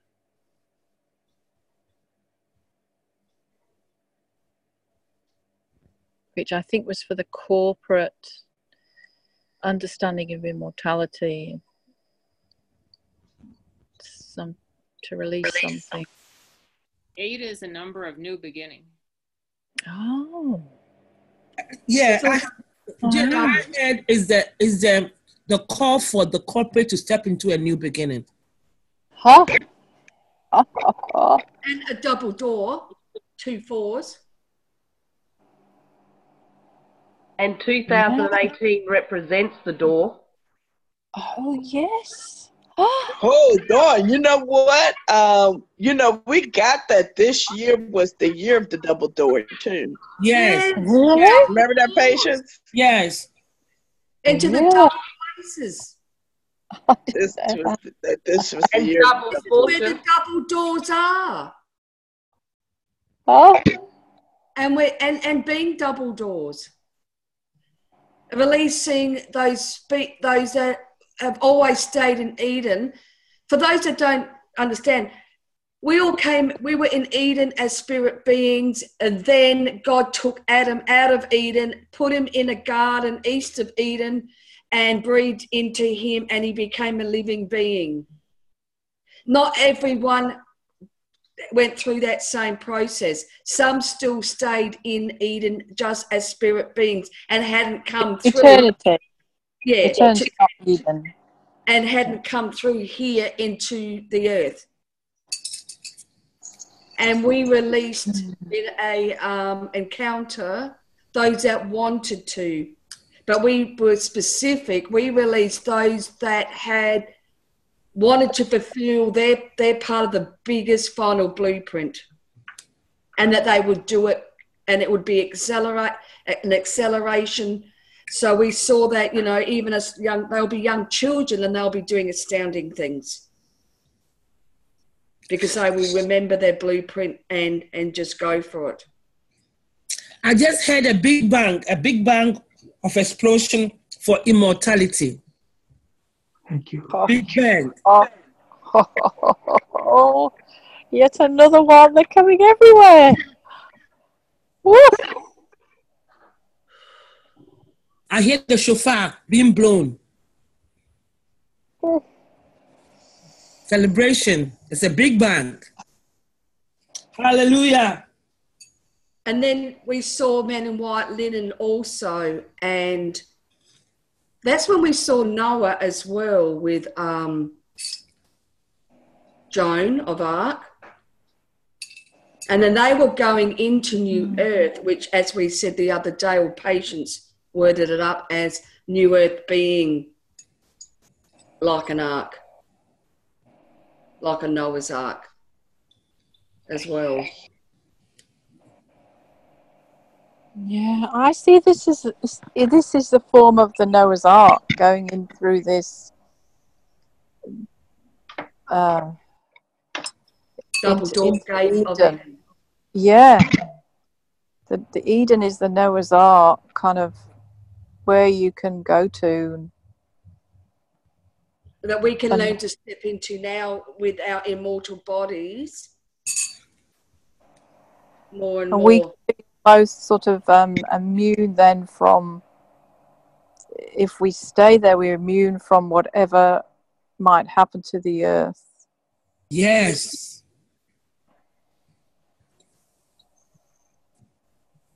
Is this where Enoch and that stepped into? Well, that's what I believe as my latest understanding. Yes. That's mine too. Like we said, when we first explored Eden, we always felt. Well, Lana said too, it was like a womb. There was that aspect of it, and that's, I suppose. Remember, those spirits were released to come down onto the earth to actually get a body, because we said you have to have a body to all be one in the final big blueprint. Yes. Because Jesus had to come down, and he came down to get a body. Yeah, that's a really crucial piece of the picture. If others don't understand that, that's what we're seeing, that this is a physical thing. So in the end game, that it's about all having a body. It's not about just a reunited of spirit beings. Mm-hmm. Mm-hmm. And I think this is why this whole issue of the body is a big question. But the body will not be an earthly body with organs like we see. It will be of a heavenly nature with different properties, but nevertheless a form that carries significance. And allows us to participate in destiny. Yes, and I suppose it gives us personality, you know, or gives us... I mean, I don't know why it's that crucial, but it just seems to be the Father's pattern, really. Maybe because it gives tangibility to a spiritual setting. It almost adds dimensions to a spiritual encounter that you couldn't have if you don't make it physical. And that's why the Father wanted to create things physical and not be just content with everything being in eternity. Mm-hmm. And I'm also saying that without a body, we can't be in New Earth. Right. Yes. That is why they were waiting in Eden for us to help them, facilitate them coming to New Earth with the body. Yeah, that's right. Because that is why the name Earth is for physical, at least having a bodily form. That is the name Earth. It's for having a bodily form. That is why the angels and the devil can't come here until they have a body. That is why Jesus had to become a man to come and dwell here. In the same way, New Earth, if we don't go, we don't have a bodily form, we can't dwell in New Earth. Yes. You know the that scripture I keep hearing that scripture go over and over again. As in the days of Noah, so shall it be in the last days. And so it's making me zoom in on what happened with Noah, which we've been talking about. So Noah, we know, took the animals into another dimension.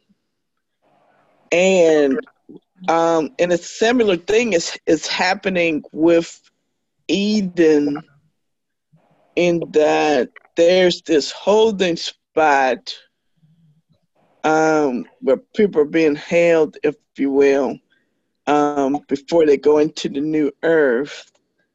So I'm just looking at the parallel there between what Noah did in preserving the animals, if you will, because didn't somebody see the animals too one time? I think it was you, Lee, that saw the animals.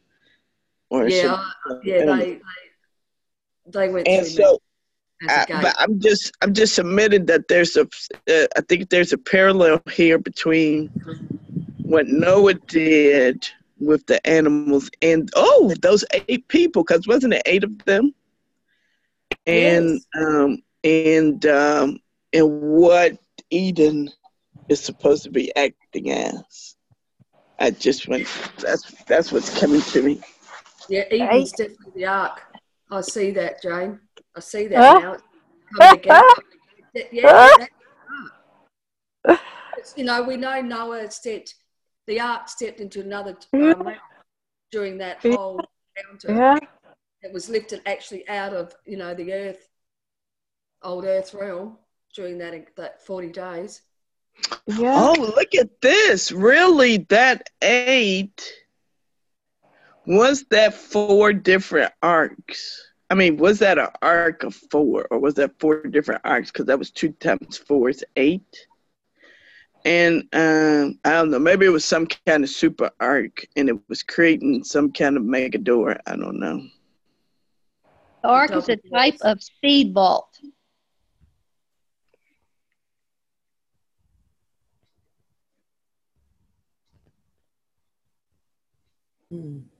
Because there's the arc, ARC, and then there were 8 of them. 8 of who? Those In the who went in the ark with Noah, the people. Yeah. The father and his sons. Oh, and we saw 8 around Joan of Arc. Yes, that's what I'm thinking. So, is there some kind of? I'm just throwing this out there. Is there some kind of ark that we're to create here with Joan of Arc, like the ark that was created or whatever Noah did? And you know that at the moment we are 16, 2 8. 1 8 is for Joan the Ark, 1 8 is for Noah's Ark. We are 16 at the moment on the line. And we've been connecting tonight. Oh, this is big. So what we are doing is twice as big as what Noah did. 16. In this year of the double doors. Oh, The double this is all, this is amazingly fitting together.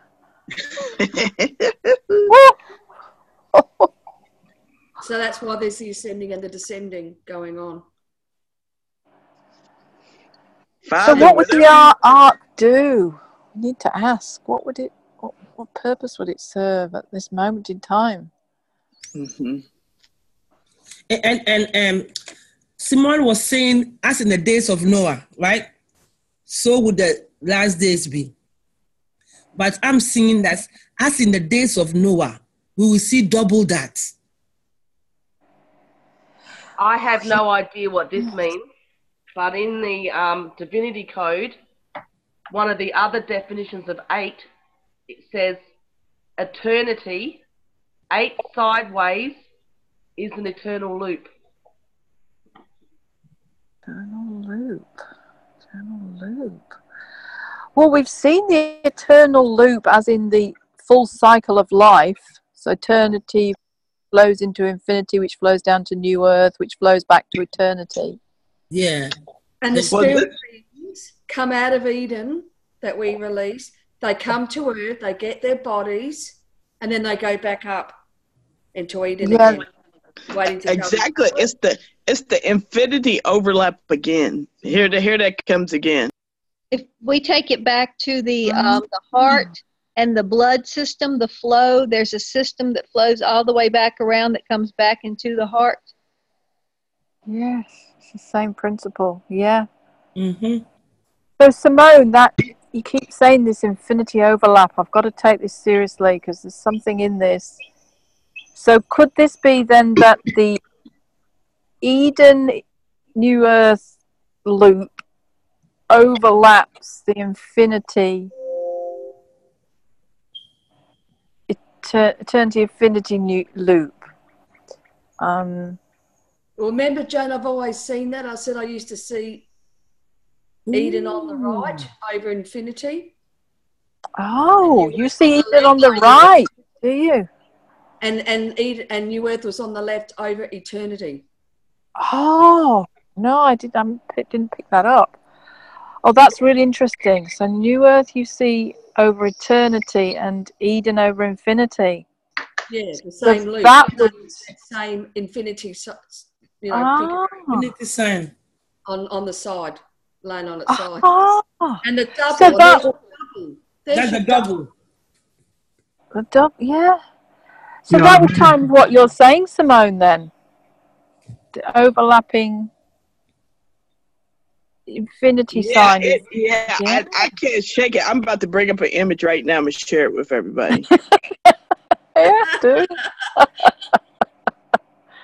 I think the double part of this is very important because we saw double portion when we talked about Alicia back at the beginning there. So there's a double in there somewhere.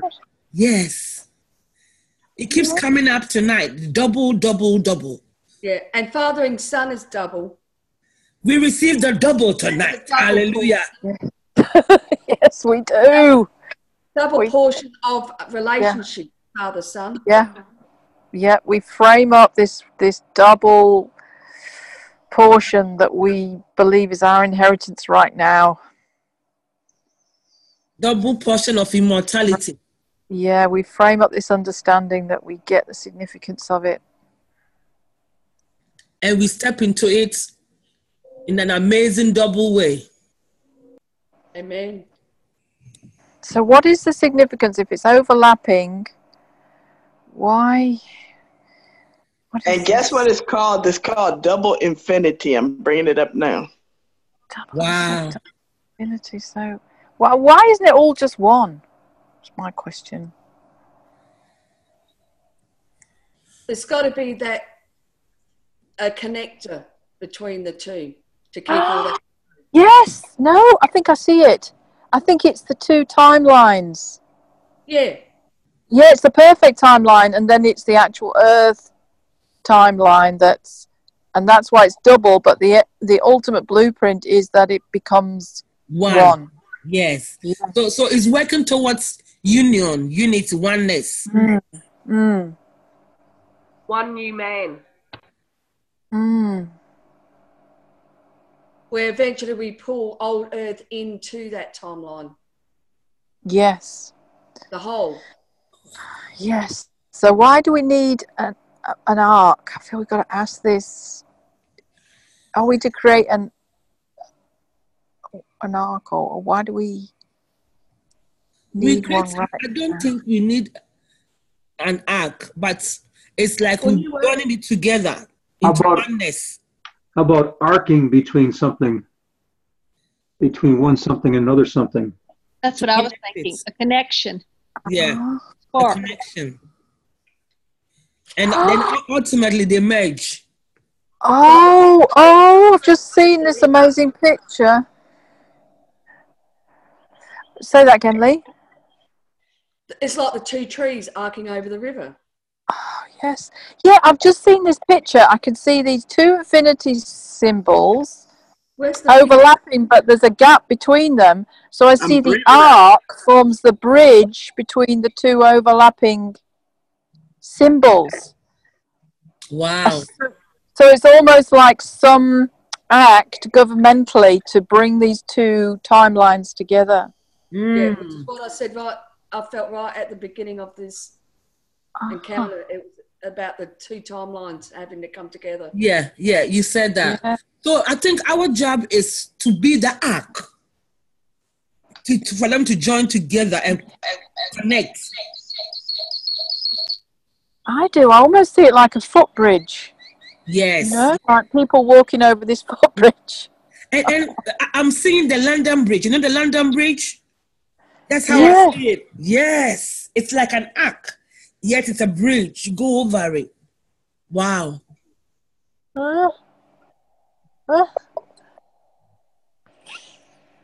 Because what would it do? It would allow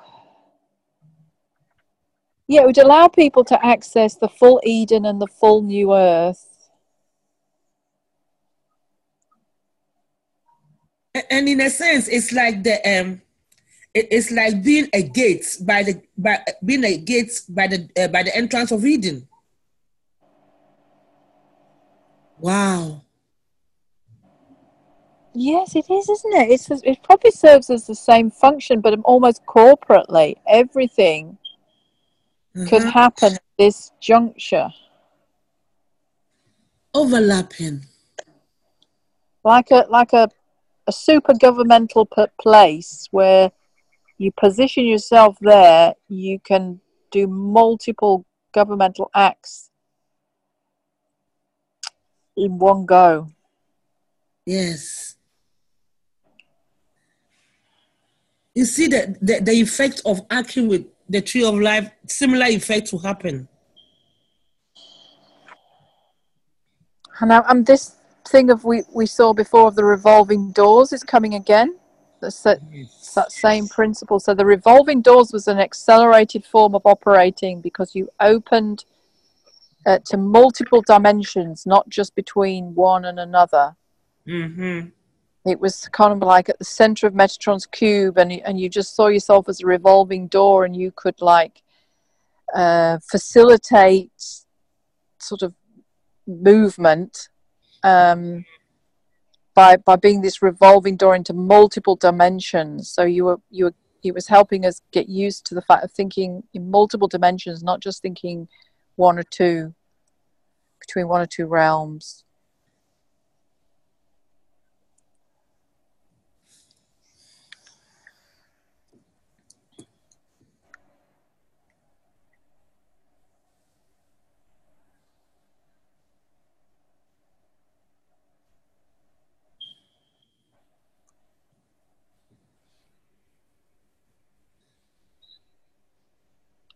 Simone, this looks like it has already merged into one. Well, that's where Bob and I, being scientists, we see it a little different. We see it as like I see it as an engineer, as a pipeline. And yes, they're together, but they're not flowing as one. They're not flowing like you put water in it. It's not flowing together in a channel as one merging. There's some kind of a connection that needs to be made. Well, I kind of see some Metatron's cube action in here, because it kind of looks like the fleur of life, the flower of life. See the cross in the middle? Yeah. The overlapping cross in the middle. That looks similar to the flower of life. But, I'm just gonna share what I sort of see, but it might not mean anything. I see one infinity sign over another infinity sign, identical shape and size, and not overlapping like this. Like if you have, I can draw it, but maybe let me see.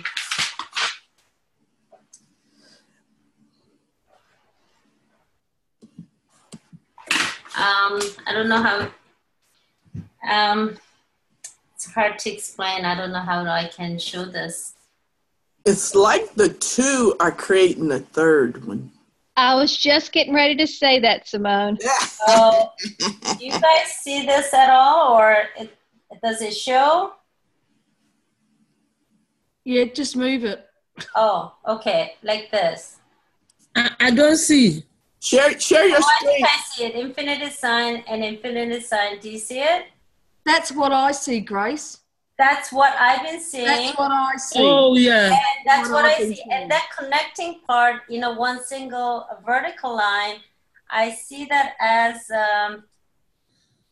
believe it or not, I really sense that is us. We are the gateway between those two infinity signs. Share your screen, right? Share your screen, Grace. Pardon? Do you know how to share your screen? You can share your screen. Oh, let me see. No, it's not a screen. It's I had to draw. A drawing. It's a drawing. Anyway. Oh, I see. Okay. Let me see if it shows. Can you see it? Yeah. That's what I've always seen, Grace. Pardon? That's what I've been seeing for quite a while. Who's this? Lee. Oh, hi, Lee. But I don't see it like that. I don't see it like that. All these things, I felt that, oh my goodness, I see something different. But I just want to share that and see what you guys sort of sense. I see like they're touching. Both sides are touching. There's an arc in the middle of it. Yeah, I don't have to see that line you've got drawn. I don't actually see that. I just know that there's a connection between the two. I see one on top of the other, actually. Yeah, like if it is that is close, touching. Like one on one, like I drew it in a paper, but if I were to see it in 3 dimensions, one is on lower level, another one flat, like 8, lying down, 8 symbols, like on top of it. Yeah. Parallel. With a different with height. And then there's a vertical line going right in the middle to the another, the one down below, right in the middle. Yeah, the connection joint. Has anyone ever seen them perpendicular? basically up in one north and south, and then one east and west with a nexus point in the center?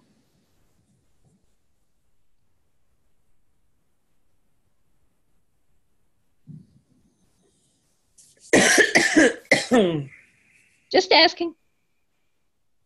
Are the two infinity symbols actually arguing with one another? Wow, that's beautiful too. Do you mean like that, Courtney? Yes.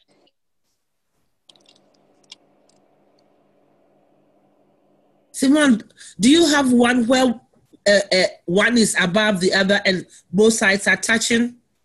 That's how I see it. That's how I see it.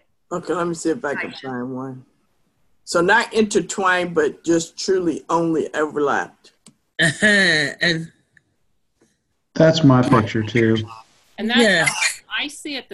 I see it the same way as you do, Patience. It's that they're they're overlapping, but they're not touching. They're touching, but there's no serious connection. The arc between the two. But because we haven't done you see like this. You see this? Because it's waiting for a governmental act from us. Yes, that's what I believe.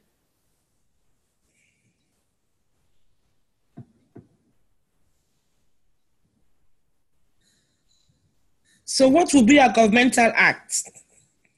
That, I believe that it's touching, but it can sit on each other and the two will be one.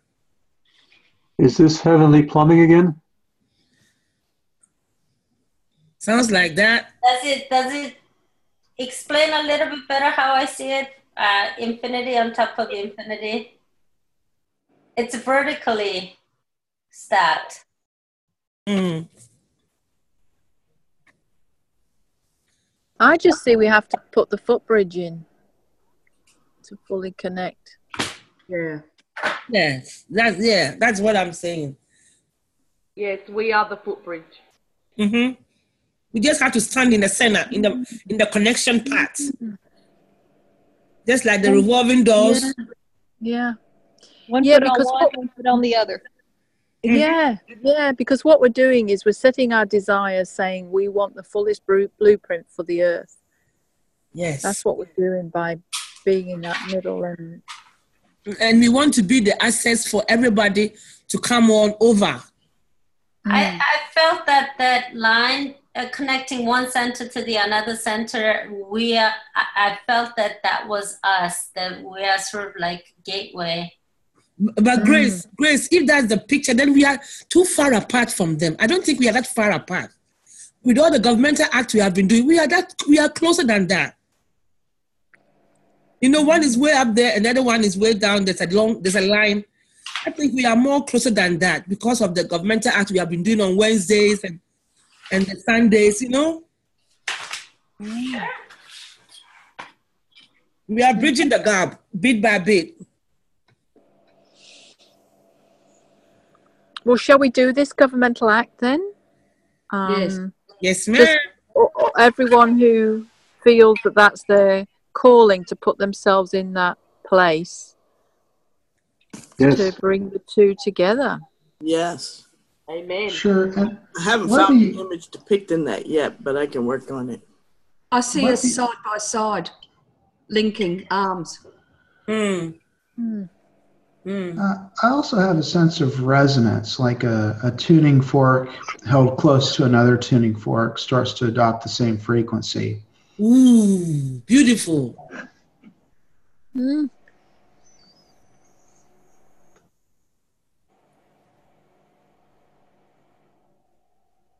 So the top one is Eden, New Earth, and the lower one is Eternity, Infinity. And we're standing right in this middle where Eden, that gateway at the east, on the edge of Eden, that can go either into New Earth or down onto the old earth, for where the spirit beings who haven't ever been born yet can come down, descend. Is that the point? Well, I see it as, you know, when the infinity sign crosses over, we're at that point in the middle. The center. The center, yeah, between. So we're in between those two crossing over points. Yes. And yes, I was see, trying to see where the crossing was, though, for New Earth and Eden. I see John the Ark standing in the center, in the middle there, with her flag in the center, right there. Oh, wow. Wow. I think this might be the image I got the other day. Like all these people forming around her to do this. So we're going to go around her in the center. Yeah. So what do we call forth? We call forth the merging of the timelines. Which timelines? The corporate and the individual? Yes, I think so. No, the corporate and the full blueprint. Yeah, so Earth's current timeline and the final blueprint. So what happened to the individual? Oh, is it already? Well, that's a choice for the individuals to do on their own. Yeah, because we're dealing here with the corporate ecclesia. On their behalf. Because we know this is what is the will of the Father. To bring everything under one. I just heard vellum when you were talking about blueprints. Vellum is the very thin paper that is used as an overlay over one blueprint. It's a membrane or membranous structure, typically covering another structure or partly obscuring something. Do we need to remove the vellum? Because it's the middle wall of separation? Yes, it's obscuring the blueprint. Oh, you just saw that, did you? I heard vellum, and I just had to define to see what it was. Oh, yes. I mean, that's definitely the case. It's definitely an obscuring of the big picture. Yeah. Well, if we're all in agreement, we can just ask for that to be removed. I think it has to be individually as well as corporately. Why don't we? Well, by us doing this corporately, we're assenting for us individually. We just can't do it for other individuals. Oh, okay, that's what you mean. If you see what I mean, because that's a form of witchcraft. It's kind of like we can't just say that's kind of, you know, we're going to just do this for this person and that person.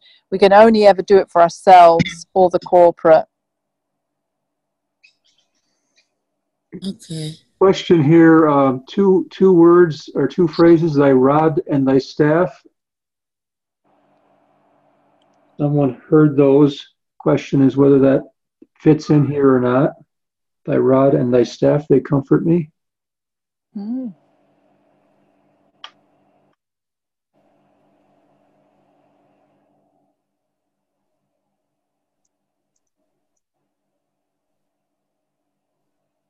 Well, that kind of goes with, yea, though I walk through the valley of the shadow of death, I will fear no evil.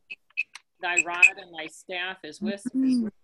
And that's where Mike Parsons, he believes that part of the key to living eternally is, I haven't studied what he's talked about yet, but he mentioned it in a teaching that there's death that's trying to lie between the soul and the body of human beings that has to be removed and life replaced and put in there. Vellum. That. Well, I'm wondering about the word though, life, everlasting life, and being immortal with eternity. like you can die in Jesus, but not step through like Enoch with your full body. Am I taking this off though on a different direction?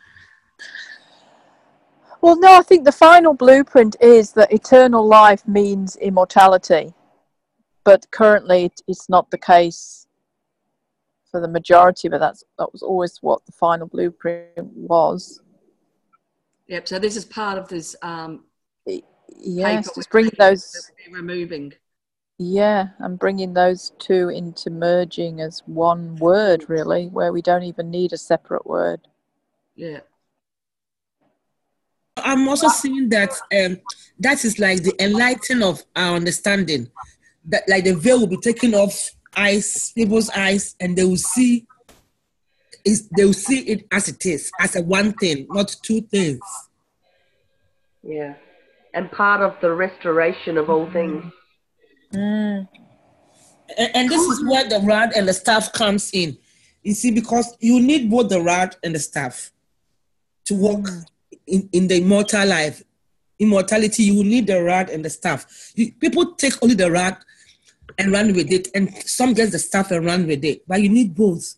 So when we align the two timelines, we are making the rod and the staff into one thing that we need for this walk.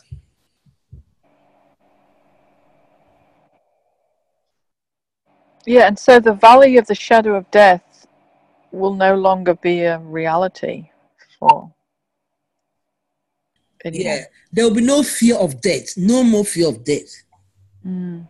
Because of the fear is why we have the shadow. It's just a shadow, yet we are afraid of the shadow. Mm.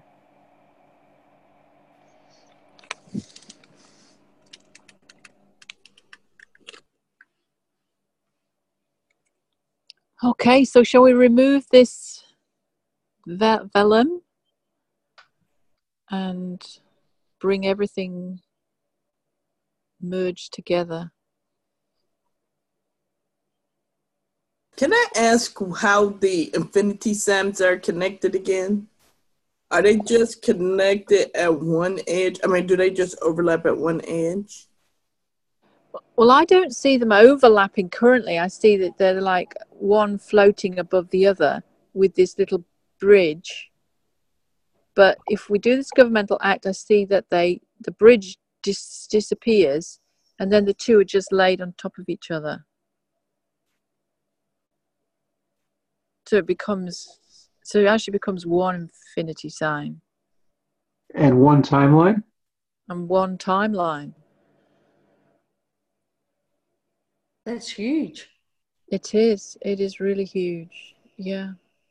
You know, they describe the two together as perfection. I've been seeing a boxer dancing around shadow boxing.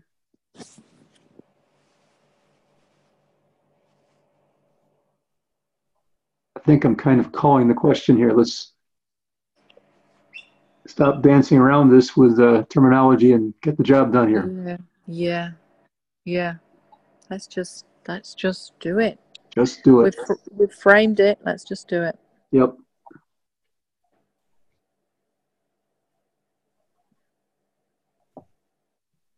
Is this a 1, 2, 3? Remove the vellum as a first step. Yeah. Somebody say how do you spell that? BELUM. Define it again, Courtney. I'm seeing a little bit like a magician. You know, when you pull the tablecloth out from under quickly,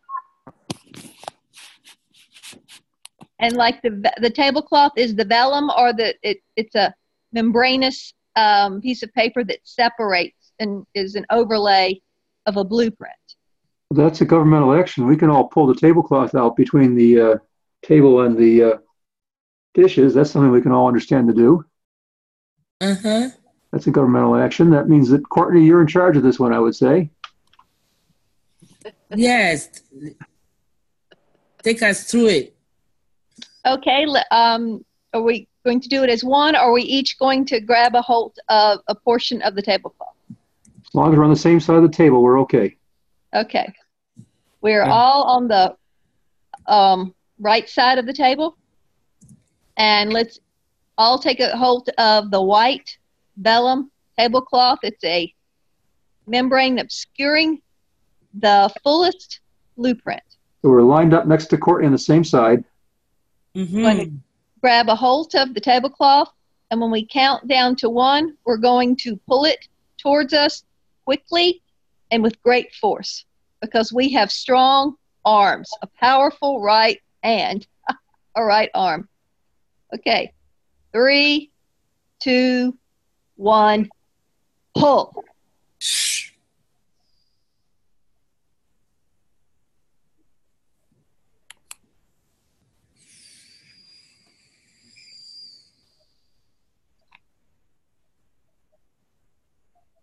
I'm sensing they're together. Mm-hmm. Well, I saw that the two symbols, and the moment they merged together, they became illuminated really brightly. And then I felt like that infinity sign was branded on my heart. You know, like you brand a cattle with that mark. Mm-hmm. It's so that cattle belongs to this owner. I felt that's what it was. It was so branded on my heart now, as if I Infinity in your totally heart. belong to the Godhead. Wow. Wow. Double infinity. Yes. We've got to, I just feel it's important to say, like, though it is one, because we've now brought it double into one. Yeah. What I saw is interesting. You know, when the egg enters the sperm, there's a flash of light that comes in. This is what happened when we put the tablecloth. Like the other one joined the other, and then there was a flash of light coming into it. Oh yes, that would make sense. To seal it into oneness. Mm. It's a bad thing. Yeah, and it's another big bang. That's it. Double big bang. We said it. Double. Double big bang. I had seen earlier, like a breaking of the water, the membrane around the baby. Wow, that's a bad thing. And it's releasing multiplication. It's a release of multiplication. You know what I'm seeing when you said that, Lee? The casket we saw in Metatron's cube, I see it again. It's open and people are coming out of it. Wow. Multitude. Yeah. They are running out, not walking out, running. Ooh. There's going to be a stampede. Yeah. They were running out of where, Patience? The casket. We saw a casket sometime on one of our encounters from. It was in the Metatron's cube. It was opened, and then people were coming out. We came out, and people were following us out of it. A whole lot of them. And I'm seeing it again now. Multiplication. I hear the song, one line, it says, I can see clearly now. The rain is gone. The vellum is gone. Hallelujah. And it says, and all the obstacles are off my way. That's the song. Mm. No more blockades. No more camping. And we now see much more clearly our identity of I am. Yes. We were made in his image. And I'm being reminded, like in the natural, when you look into a mirror, and just like in regards to Lee and me, we're known as mirror twins. We're opposite. She's right-handed, I'm left-handed. And that comes to me quite often. Now that veil or vellum is gone, we really will grasp even more so our true identity. I feel like having a communion here, but I don't know if you all have a element. I'm also hearing about the wall of separation. Yes, one new man. Making the one new man. Yes. We've reached the full blueprint of that. Thank you, Jesus. Well, that's what I saw earlier when we were in that whirlwind, when I said I saw like a kaleidoscope and the bones and us, and we all came and joined together. And as I saw that, I heard one new man. Yes. Yes. You got it. Well done, Simone. And then he became one. You know, this is the principle of us being a reflection of heaven, too. Oh. It's a reflection. I mean, well, I think that was Lisa that was saying just now that. Mirror. Uh-huh. Mm-hmm. The twins. Yeah. Dana is saying the same thing. And also the thing you were talking about, patience, the stampede. I got revelation a couple of days ago. This is the great move of the Holy Spirit. We are in it, and this is it. That's it. And that's what, even though we can't necessarily see, a news report saying 100,000 people came to Christ in this meeting, there is a stampede going on. And it's because it's of such a greater magnitude, and with the Spirit, the people who've died as well, and it's not always visible. It's actually a huge move of the Holy Spirit, and we're in it right now. Wow. Hallelujah. We're not waiting for this, and we're not just doing all these governmental acts for it to come, in a few years or whenever. It is now. It is now. Now. It is now. We are in that wind tunnel. Yeah. Well, earlier, before we came on, I was in an ascension with Lee and Alana, and I heard, now is the time, and the time is now. Mm-hmm. And Jesus said that a time is coming, and that time is now. In connection with Lazarus' resurrection, Mary and Martha were anticipating that, yes, in the future, he will be resurrected. He said, no, I am the resurrection and the life. So the time is coming. You are expecting, but now is. Now. Because we went in and Alana helped us to see that we needed to put our book of life and merge it in to our book of destiny. That's it. And we stood before Jesus with our books, and each of us, it was a different thing that we saw. I saw him go into the book, into my book of destiny. So it all came as one. It just infused together, because at the end, there's the book of life that will be open, and that's what we're judging on. Did you fulfill your destiny book? Yes. And she made me see the importance of infusing the book of life to our destiny. So I see that here's these blueprints today, one blueprint over the other. Yeah. Yes. I mean, that's where I actually live out of that point now. I live inside my final book of destiny, the final page of my final book of destiny. And that's often, when I've asked to see it, is representative again of what I experience on New Earth. And it's the same thing, and it's choosing to live out of that, and not saying I'm happy to compromise with a lower destiny. Jen, is it the same as seeing your future self? Well, you can see your future self at various different points along the timeline. So it's a bit different in the sense that you're seeing your end future self, the final future self, the end point.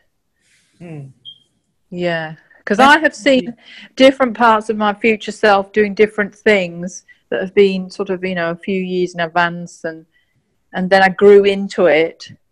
But in the end, I wanted to see the final picture. And it was like, Simone, it was like, you keep saying that, the flower of life. It was just like I was the flower of life in New Earth. Wow. You know, when I asked to see my future self and my final page like that, what I saw, I was like a butterfly with different colors. That's beautiful. Beautiful butterfly. I wanted to stay there forever, you know. Yeah, because you're all multicolored, and you're free to go wherever, and that's probably just a beautiful image of what it's like.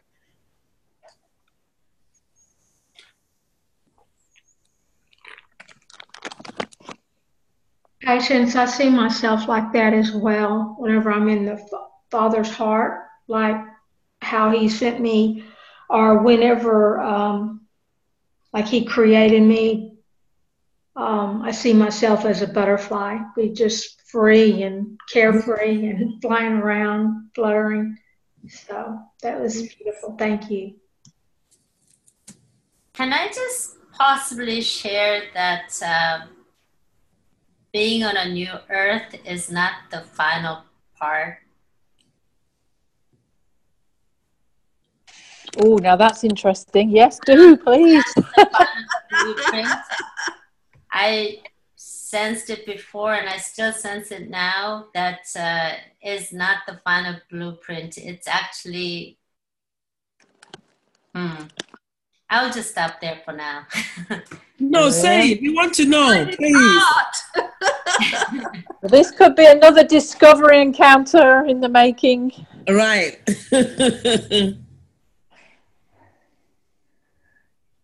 Yeah, because it probably does need if that's the case, we do need to ask. Yes. What makes you just sense, though? Can you say that it isn't? Any? Well, I sense before that New Earth is a place for also launching pad for our future, another age coming. But I didn't want to share that because I need to have more revelation from him. Yes. But the point would be that just because the end of the book has new heaven and new earth at the end of the book does not mean that that is the end. Yes, because we will live forever. Yeah, because we're only seeing New Jerusalem at the end of the book. We're not seeing Zion and everything else that's happening after that. The end of the book just points us in the direction to go, which is to go through the door of New Jerusalem and get started on going up to the heavenly cities. So the end of the book just points to the door. It doesn't really even tell us what's beyond that. We know there's a certain number of heavenly cities, and we don't even know what's beyond that, but there has to be something that all these cities are preparing us for. Mm-hmm. It's not like you get to the finish line and it's over. You get to the finish line and it's always a new beginning at the end of the end. So, yeah. Maybe we become new earths. Well, we know New Earth is always about creating new days and new realms. So in that sense, never ever a fixed planet, so to speak. and we know that there was something before the beginning, as shown us in the book too. Mm-hmm. So the book just gives us enough to be able to get from here to there. It doesn't give us all the details. And he says that the increase of his government, there is no end. Yep. Yeah.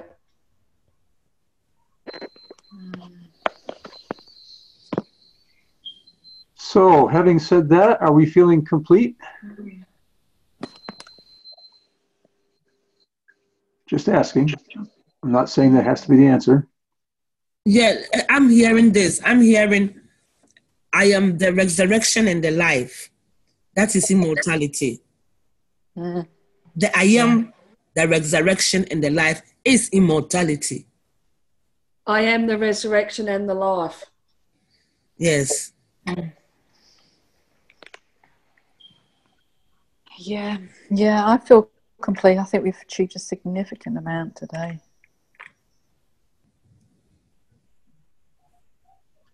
Well, release this to the, let's say to the earth, but we can't sit it any longer. Let's release this for the angels to take it where it needs to go. And you can trade.